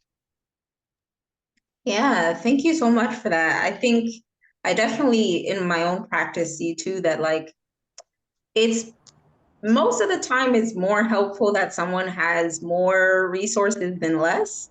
So if you can be partnered with the other people who are authorities in their lives or trusted people, the better. And also that for people who are like regularly religiously practicing, it's also interesting to see that as like a function or a measure of their mental health. So for example, if Auntie so-and-so is usually at church every Sunday or multiple times a week and she stops coming around, how can the church community or church leaders also take that into consideration, that there may be something going on, and they can reach out, or other professionals can reach out and check in, if that's been like a change in their usual functioning. So I think collaboration is key to add to that response. I have a comment on that as well. So I think these are all really great points. And I think this question itself, honestly, maybe at some point deserves its own forum, because we tend to see things at extremes, that it's either this or that. And I remember doing a podcast with a mentor several years ago who's a clinical psychologist. And it was really around a question like this. And one of the comments she made is that, for all of us involved in such a person's life, it's really important for us to know our identity, whether that's as a pastor, a psychiatrist, a psychologist, right? We need to know where our work starts and where our work ends, and where we could really be, the bridge to the next point of reference for this person, right? I am also seeing a lot of patients, right, on the medical floor. And for a lot of hospitals, you have what is called interdisciplinary teams, right? So that means there's a whole lot of people involved on the team. So if I'm to say,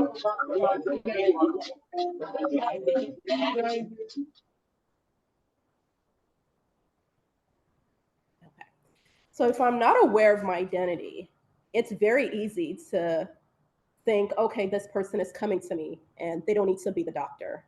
Or let me see if I can understand what your problem is and we can just solve it through psychological interventions, right?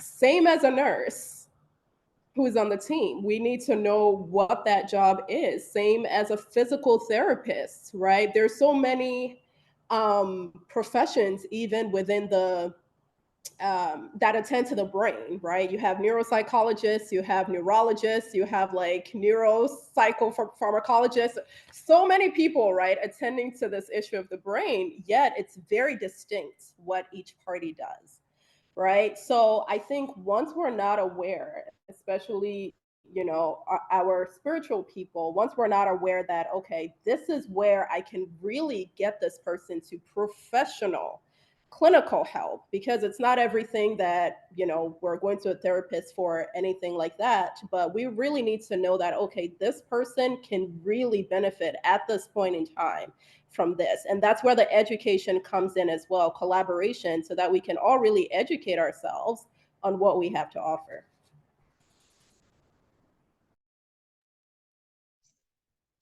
Yeah, thank you for that. Anybody else have anything to add on that question in terms of bridging the gap or collaborating or encouraging people, people who already have the idea that religion is the only solution? How can we bridge the gap? Any other speakers have responses?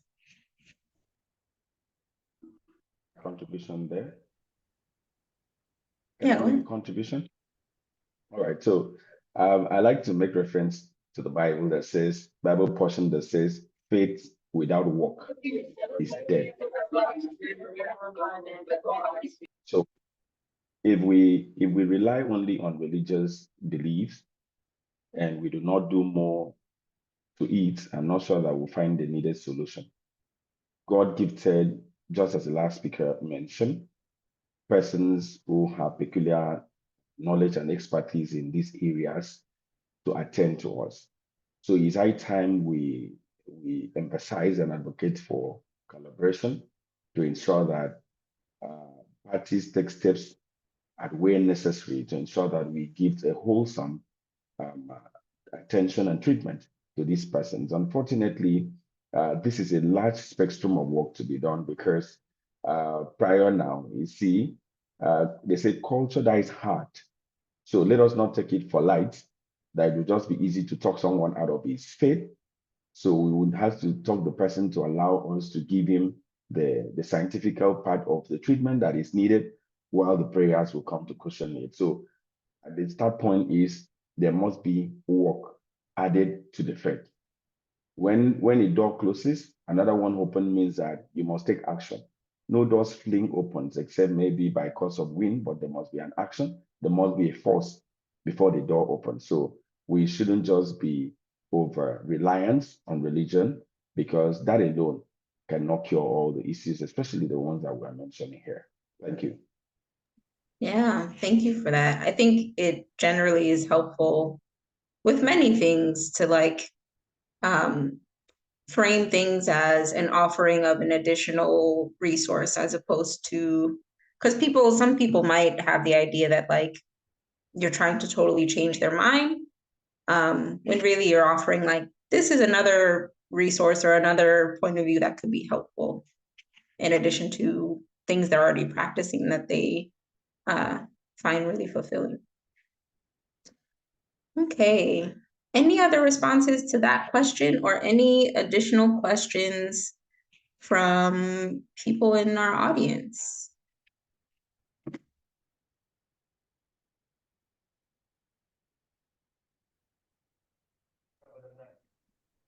Hello. Hello, we can hear you. Okay, fantastic. So my name is Dapo, and I'd rather like to listen rather than talk. I'm a Nigerian. I live in the UK, born here, but I refer myself as a Nigerian anyway. And I have strong ties with America as well, because my family and my siblings live in America. So I tend to have a greater understanding of how America works and why there's a general notion why people do refer to America as the land of opportunities, and why America has maintained its economic world dominance at this point. And also being a British citizen, more or less also being a typical Yoruba man and a Nigerian, I think very hypocritical of us. Because what I've just been listening to, and just like I rightly said from the very get-go, is there's a lot of professional on board. There's a lot of people that I can listen to, that I've been listening to in the past 1.5 hours. But the problem with Nigeria,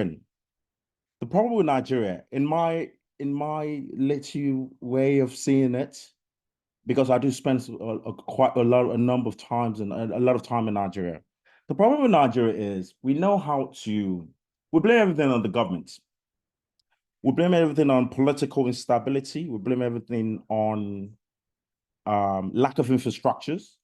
We blame everything on the fact that we feel, there's that craps in the bucket mentality. There's that Messiah complex that often affects us as Nigerians. without taking anything away from the fact that we're one of the most intelligent human beings on the face of this earth, and we're blessed. But my question is, for those of the people that live in Lagos, can you categorically beat your chest and say, I have explored Nigeria as a whole and been to Kaduna or Borno? Because we're talking about a nation that boasts about 220 million people. And a lot of people see Nigeria through the hole of their needle. And so, wow, how are we going to know Nigeria is this mighty, lo and behold? So my question now is, we know how to point fingers with everything wrong with Nigeria. But the problem is we're living in a world where you have to unlearn certain things that have been learned, that you've been taught. And the problem and the question is, you've gotten to a point where, because I'm seeing things from a technologist standpoint of view. I speculate in the market. I've got a law degree. I have lots of qualification from what do you call it? Got 2 masters, and that sort of thing. I've worked in corporate organizations. I've worked in finance, fintech. But I go to Nigeria because I own a firm in Nigeria. I'm from Ibadan precisely, even though I was born in England. And I look at people and I look at the fact that there's that. We can all attribute all our problems to lack of infrastructure. We can all attribute our problems to political instability and crisis. But let's not forget, even the countries, the so-called developed countries, they're going through a point in the COVID happened to a lot of people. The developed countries, the Americans of this world, the Canadas of this world, the United Kingdom of this world, they're going through recession as well. And we're badly hit. It is terrible. So we talk about Nigeria. Oh, Nigeria, things are going. Yes, things are bad in Nigeria. But the problem with Nigeria is you see a lot of people, you feel the need for you to put on your chest a bit boastful enough to put yourself in that position and say, you know what, because I have a degree, because I have 1 or 2 masters, that's just a God-given jail walkway free, that you say, you know what, I should have a job. No. The problem with Nigeria is we've gotten it wrong with the population. And the thing is, what is the percentage of the educated population of Nigerians? And when I mean educated population, I'm not talking about your law degree. I'm not talking about your formal degree, your master's or your HND. No. You see a lot of people that are very, very educated. They got that. Sorry, can you hear me? Okay, good. So you see a lot of people with master's degree in Nigeria. You see a lot of people with lots of degree, but they're not educated. And the problem that I have with Nigerians is because I do spend a lot of time in Nigeria, and I feel like you can't run away from your problems. You have to address that. 10 months to 8 months before an election cycle, then you start becoming active politically. It doesn't work that way. You look at America. America has gone through civil wars, different kinds of civil war. Britain has gone through different kinds of civil war, and they're still dealing with it. So as a nation, we're 64 years old, and we feel like, oh yeah, because we have all these resources, we have gold, we have oil, and for that reason, no, it's not going to work away. We're not going. It's what I say. It's a crab in the bucket system. That Messiah complex that someone will come to save you. No one will come to save you. And I always tell people that way. We talk about the inadequacies of our failings as a political country, economically. What are we creating? We're talking about strengths. We're talking about therapy. So who's going to give therapy advice to the therapists? And we talk about it's a country in the giant size of Nigeria should have proper infrastructure. Do you think Nigeria is a poor country, or do you think Nigeria is a rich country? That's everybody's prerogative.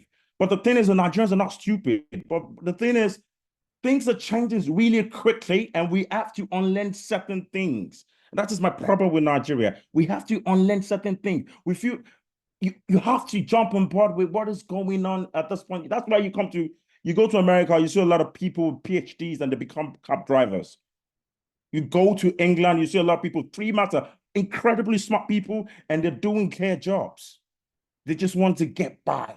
So how are we going to develop as a nation? That's my question.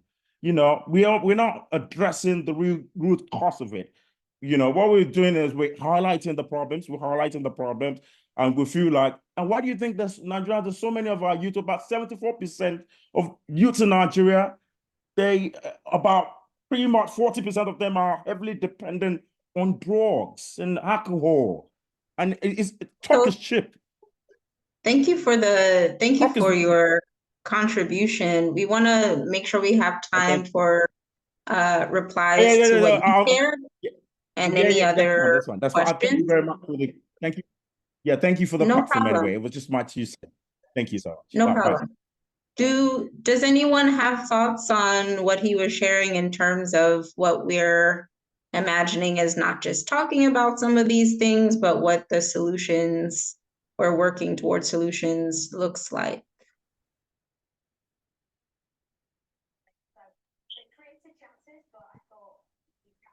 Can I make a contribution? Let me respond. Yeah, go ahead. All right, thank you, last speaker. Part of what I said when I made my first contribution was emphasizing the fact that I should not be led to understand that the purpose of this session is to teach us to be subservient citizens. You've cited instances in the global space, how they have survived through civil wars, how the citizens are striving, not relying on government. But sir, I truly want to ask you to look back to the value of policies, governmental policies, economic policies that the government make. These are what gives the citizen the audacity to pursue their individual goals and their careers. If you're a resident in this country, this is your beautiful country, which you only visit, if you're resident here, to feel the pulse of very everyday in Nigeria, and see the nature of governmental policies that is affecting just those little carpenters on the street who knows that they must meet their ends, where there is no power supply. I don't think it is the individual person in the United States that supplies power. You want to talk about having to deal with solar system. In Nigeria, a battery to provide solar power, it's unaffordable. And so small businesses, creative businesses, service deliverers are packing up. Entrepreneurs are having difficulties in bringing services, creating values because of the harsh governmental policies. And so when we want to talk at the citizens, I have my level of complaint or advocacy against the nature of citizens we have in Nigeria. And then we cannot absolve the government from their dirty, selfish policies that are not enabling the environment for the citizens to flow. Sir, in the claims where you're citing, take a look at our constitutional provisions. We have the chapter 2 and the chapter 4 of the Constitution. Chapter 2 talks about governmental policies, state policies, and these are where the real government policies should be enabled to allow the citizens to have a field day, a decent shot to their personal expectations. It is the government's duty to talk about power, road. If we're taught in economics that production must be cited to where you have raw materials, because you need to convert it. Sir, in Nigeria, take stock. You ask us where we have traveled to. It is not easy to travel because of the level of criminalities on our roads. Our roads are failed. It is my work to construct the road for others to pass. It is a difficult thing for me to live Akwa Ibom State where I resident, to go to Abia State without having a police security. And even the police security is not a guarantee of my safety. And if I am kidnapped, I need millions of naira to survive through. So you don't just begin to travel or traverse in Nigeria simply because you want to find out what are the natural resources embedded in one aspect or the other. So, sir, my contribution is, while we are good, yes, because I think we learned this and it is not so good, it's high time we begin to question ourselves, the things we have done to ourselves. Government has failed. The citizens cannot provide these things for themselves except and otherwise we take charge in the electioneering process. How do we contribute to that effect? What type of leaders do we bring to board? And then the question still falls back to the bourgeoisie in our society. do not want the proletates to have a field day. You come out now, you have collaboration with the citizens to vote a particular candidate. You think that person has the mind of having to develop the society. We have an INEC, sir. I think you read it in the books, in the newspapers, what INEC did in the last elections. So I beg to differ when you want to throw that ball back to us, that we have failed ourselves and are complaining that it is not government, sir. It is government 70%. It is government 70%. We have struggling Nigerians who have these deep-seated commitments and not to be dependent. But unfortunately, the society has failed them.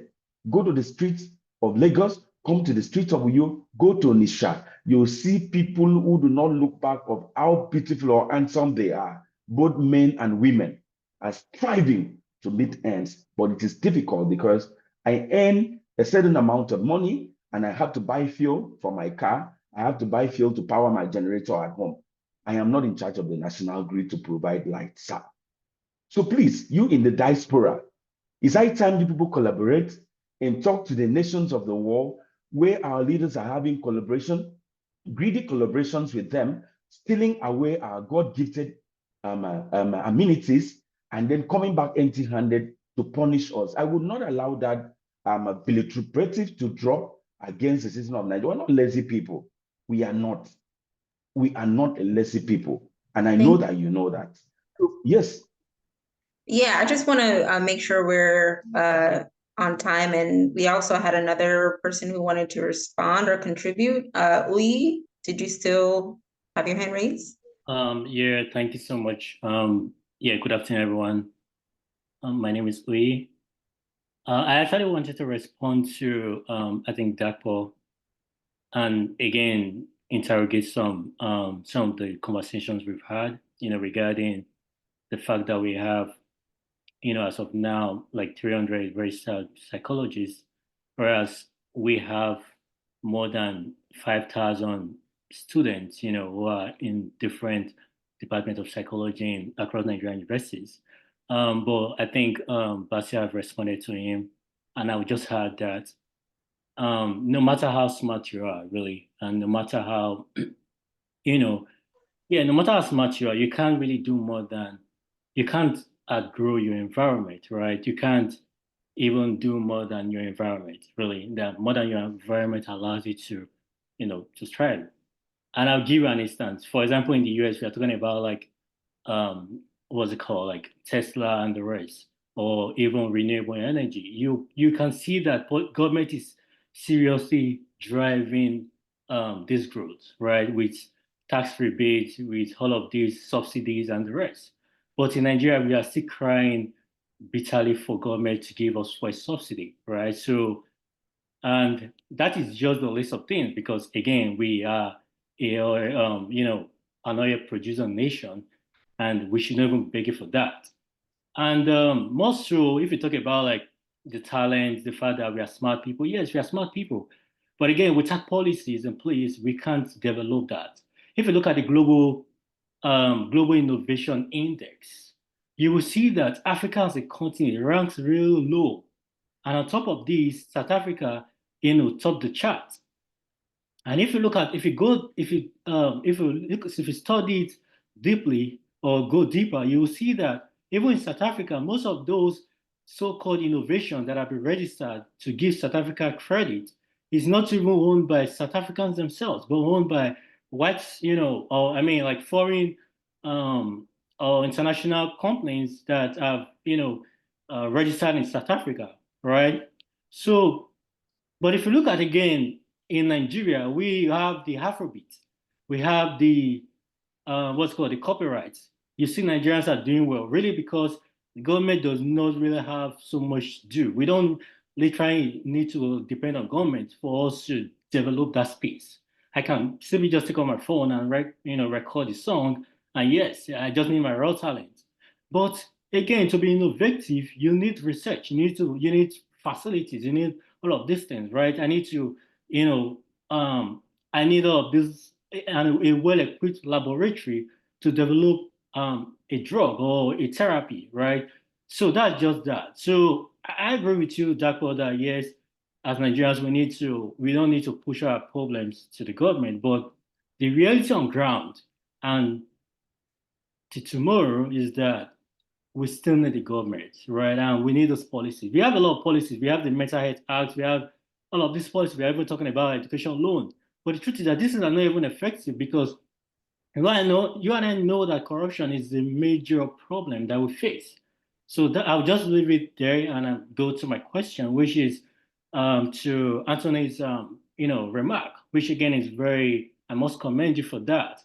Yeah, you spoke about having like 300 registered, clinical psychologists, right?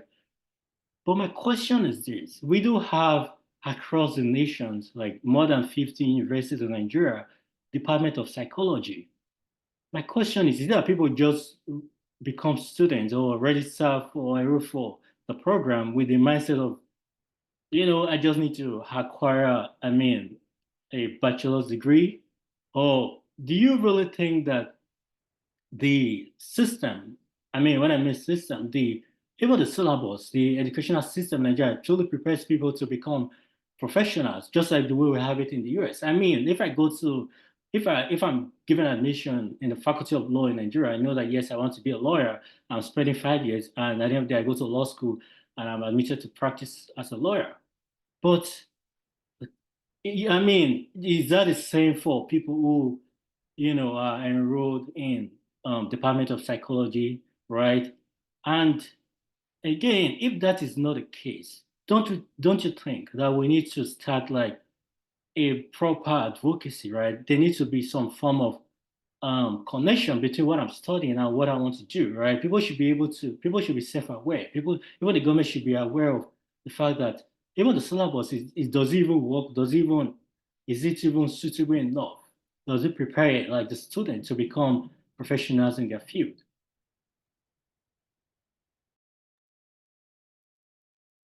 Anthony, if you're here with us, do you want to say more about that? I will say, even in the US, there's definitely more, maybe like a smoother system in terms of like going from a bachelor's degree to then getting your doctorate in psychology. But a lot of people kind of do study in undergrad something that they don't plan on like continuing to become a professional in. But I would say that it seems like part of the problem with Nigeria is that, are there the jobs and resources available to know that if I go through a bachelor's degree, master's degree, doctoral degree in psychology, that there's going to be a place for me to work? Yeah, Anthony, if you could say more. Oh, okay, thank you so much, Mercedes. So in terms of psychology, right, it's something that we have always spoken about generally, and this is where, once again, the government has to come in. So just to buttress everything that Sabasi and the other person already said, there is a limit to what you can do as a person, right? In terms of making changes, in terms of doing things, there is a limit to what you can do as a person. So in Nigeria, for example, to get your license as a psychologist, you need a minimum of a master's degree, which is a very, very rigorous program, right? However, the curriculum is so diverse. Just like the last speaker said, we don't exactly have a unified curriculum where we can vouch and say, oh, this is what I learned here, this is what I learned there, this is what I'm going to do. Now, when I was doing my internship for my master's, I had to pay to apply for my internship, which is really crazy because I should have been paid, but I had to pay to apply, right, to do my internship. And then there, sadly to say, I didn't quite learn anything because you also have structures in place whereby the staff there are overworked, so they don't actually have the time to teach you anything. Because I can't be seeing like 100 patients in a day and I'm thinking about my interns, success and academic prowess. And sorry, I have to deal with this first. I have to deal with what is getting me money before I have to start talking about you. But that is just one of the things that we adequately prepared for this part, just like what the last speaker said. That's what I'm trying to emphasize on with this answer, first of all. Then to talk about all that Sadap was said generally, I greatly disagree with almost everything he said. And that is because I'm also speaking from both a professional angle and a personal angle. I have been to at least 25 states in Nigeria, right? Both as a classical musician, as a performer, as a teacher, as an educator. I have traveled around Nigeria, and I know that it is easier for me in some states than it is in other states. I'm not just talking about Nigerians being entitled and wanting to complain and stuff. If I go to the States, there are basic things that I am paying tax for. With my colleagues in the US, based on what I have heard, right, their education is funded by the government itself, not by their family members, not by this is the government itself paying. With your residency in the medical profession, it is the government itself that pays residents. Of course, they are not paid what they are worth. We all know that. But the fact is that there is still funding for them to an extent.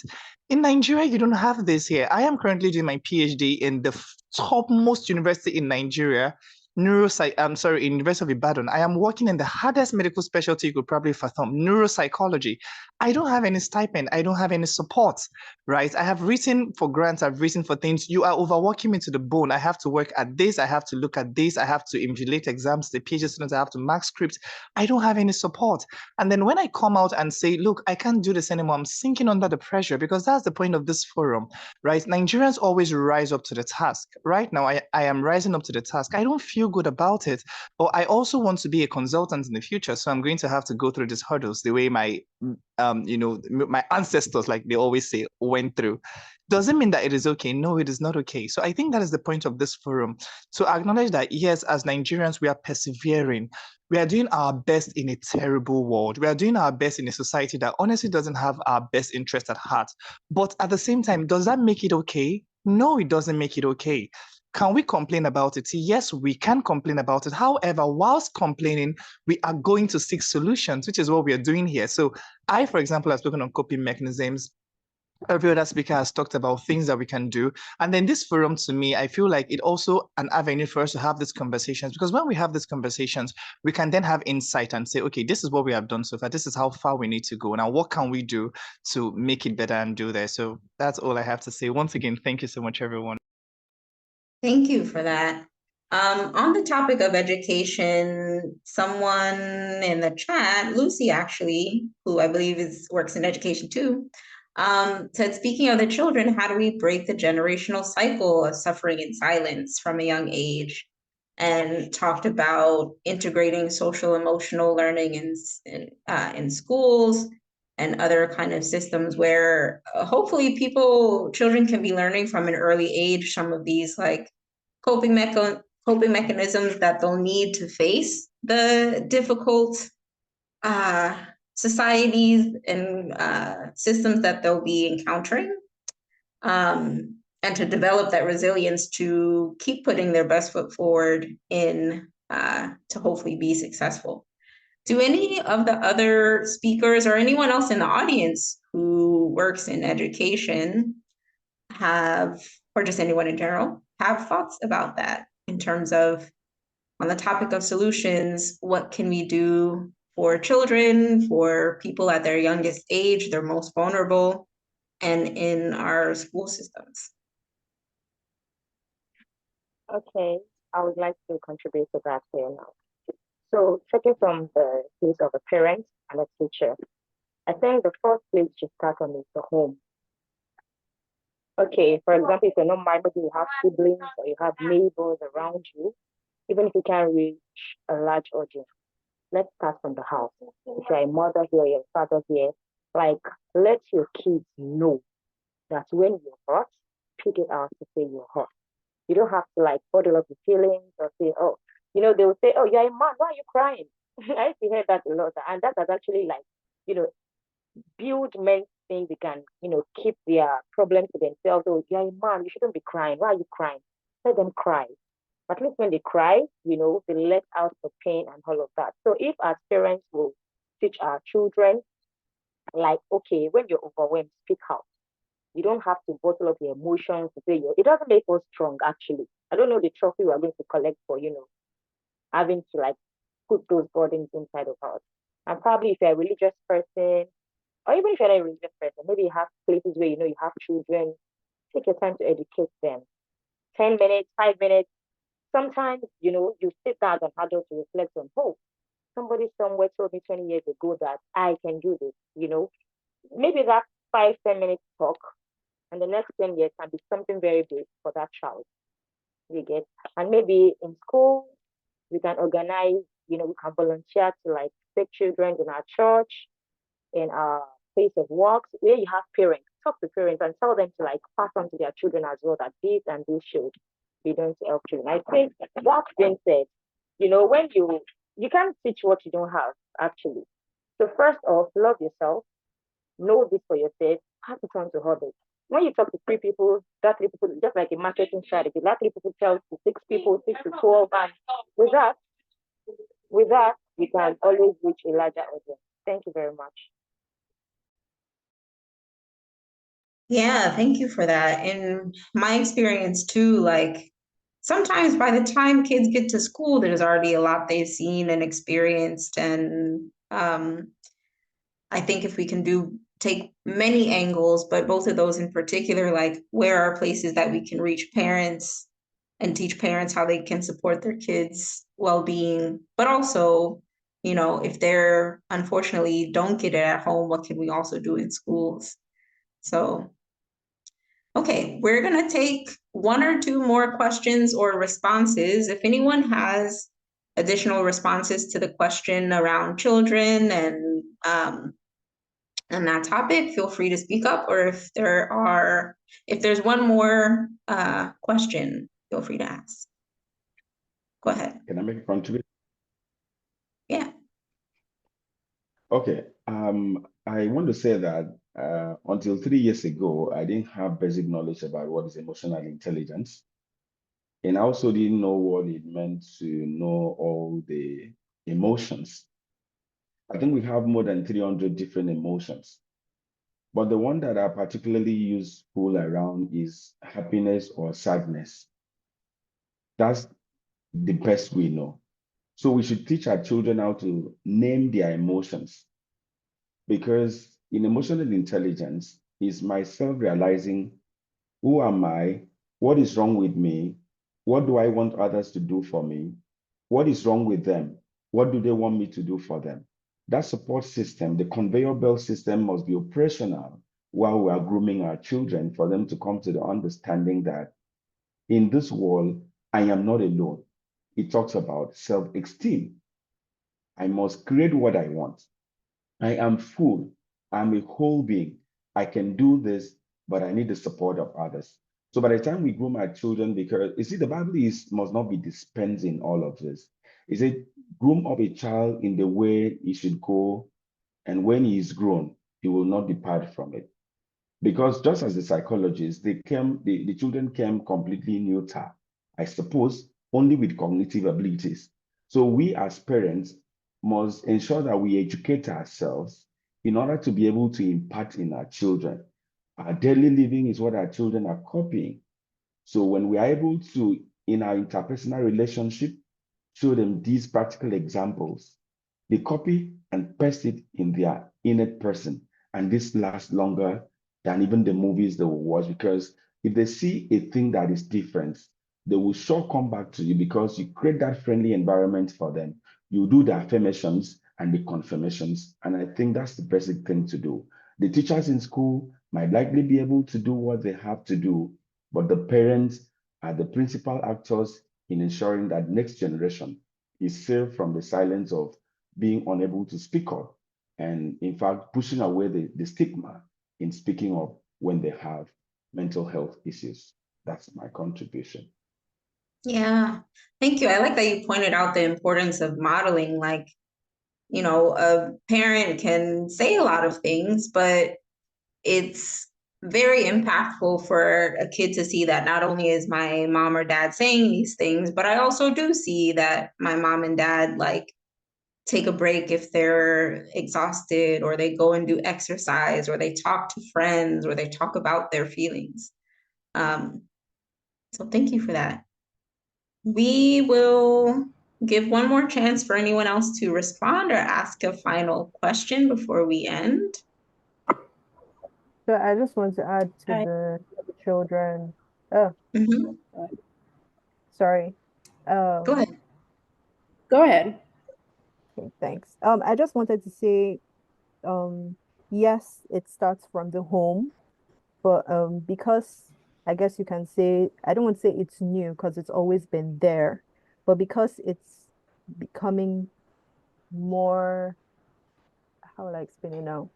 So basically, in instances where parents have not become self-aware, I was thinking if it's possible, we can possibly imitate what I think is being done in American schools where they have counselors.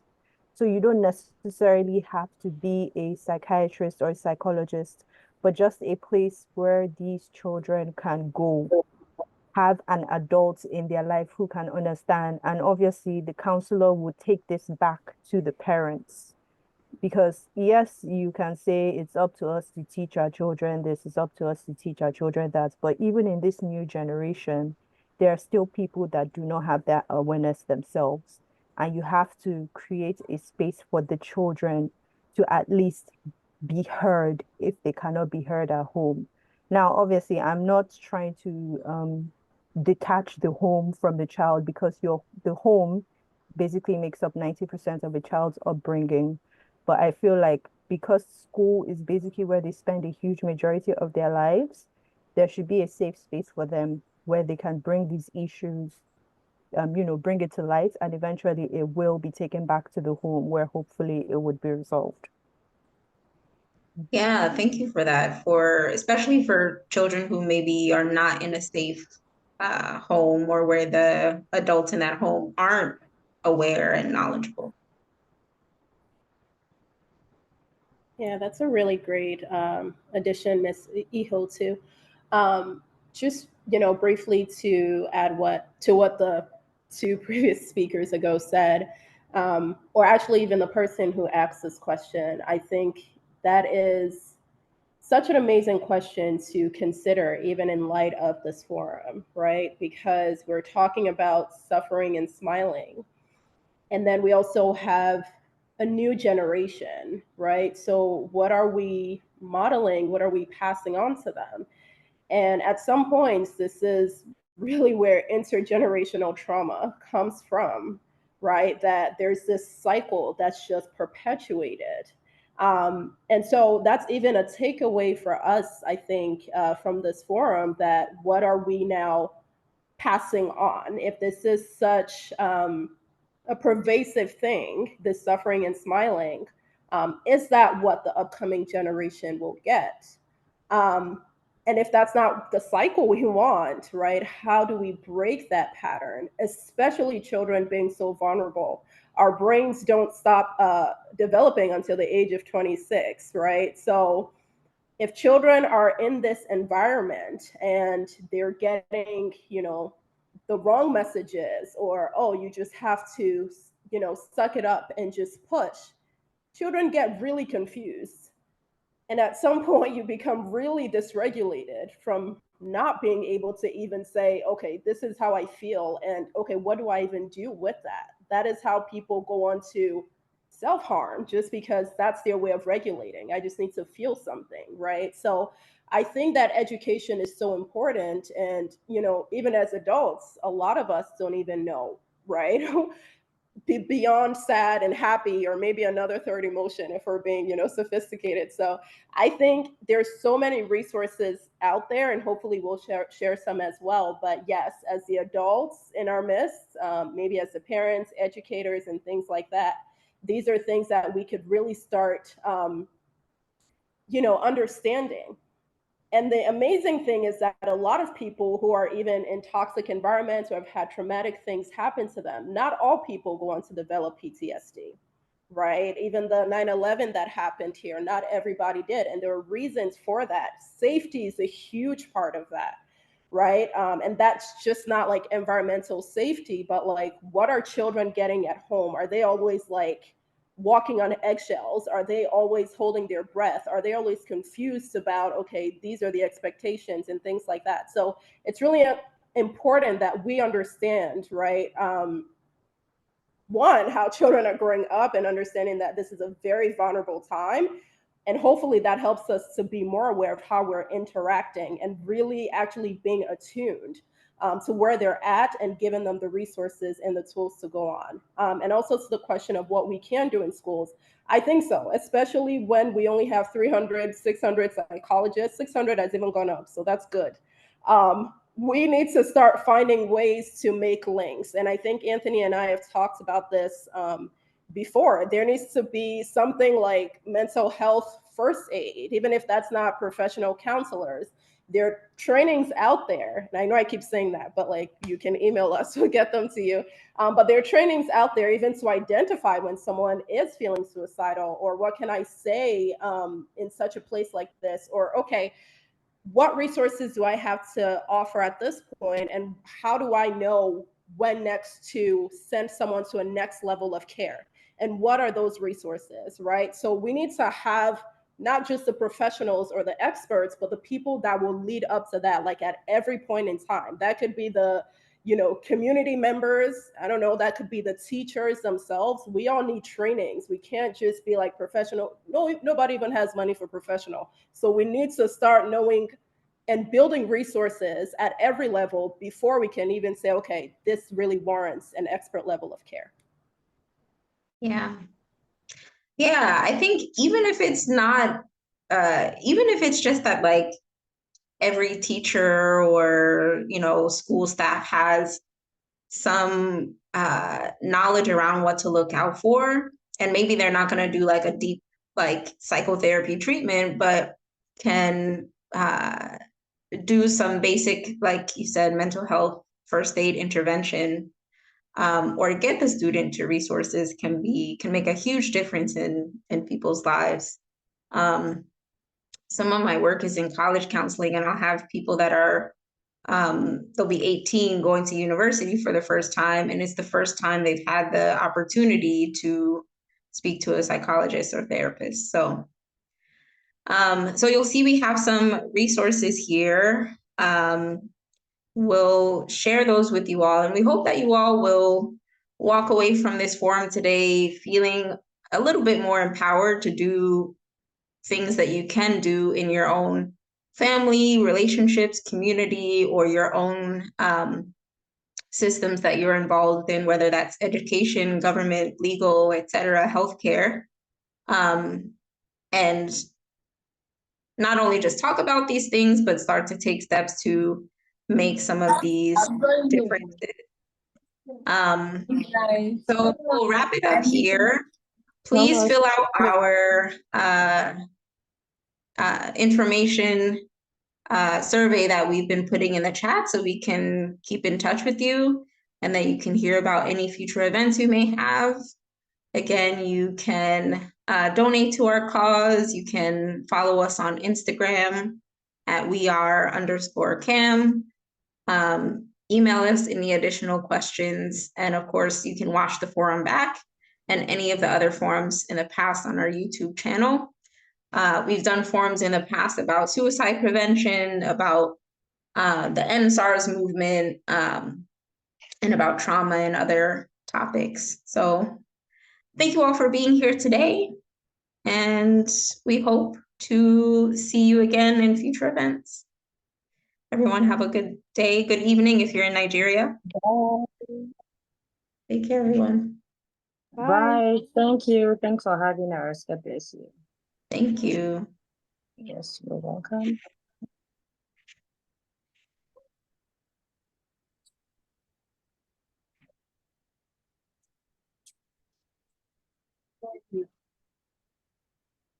Thank you, everyone. Take care.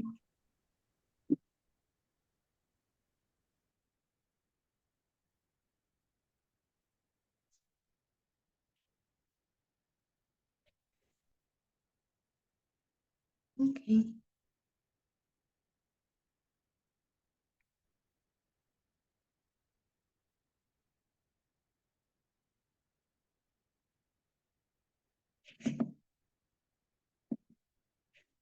All right. I think it's just staff now. Did we want to do any? Let me stop recording first.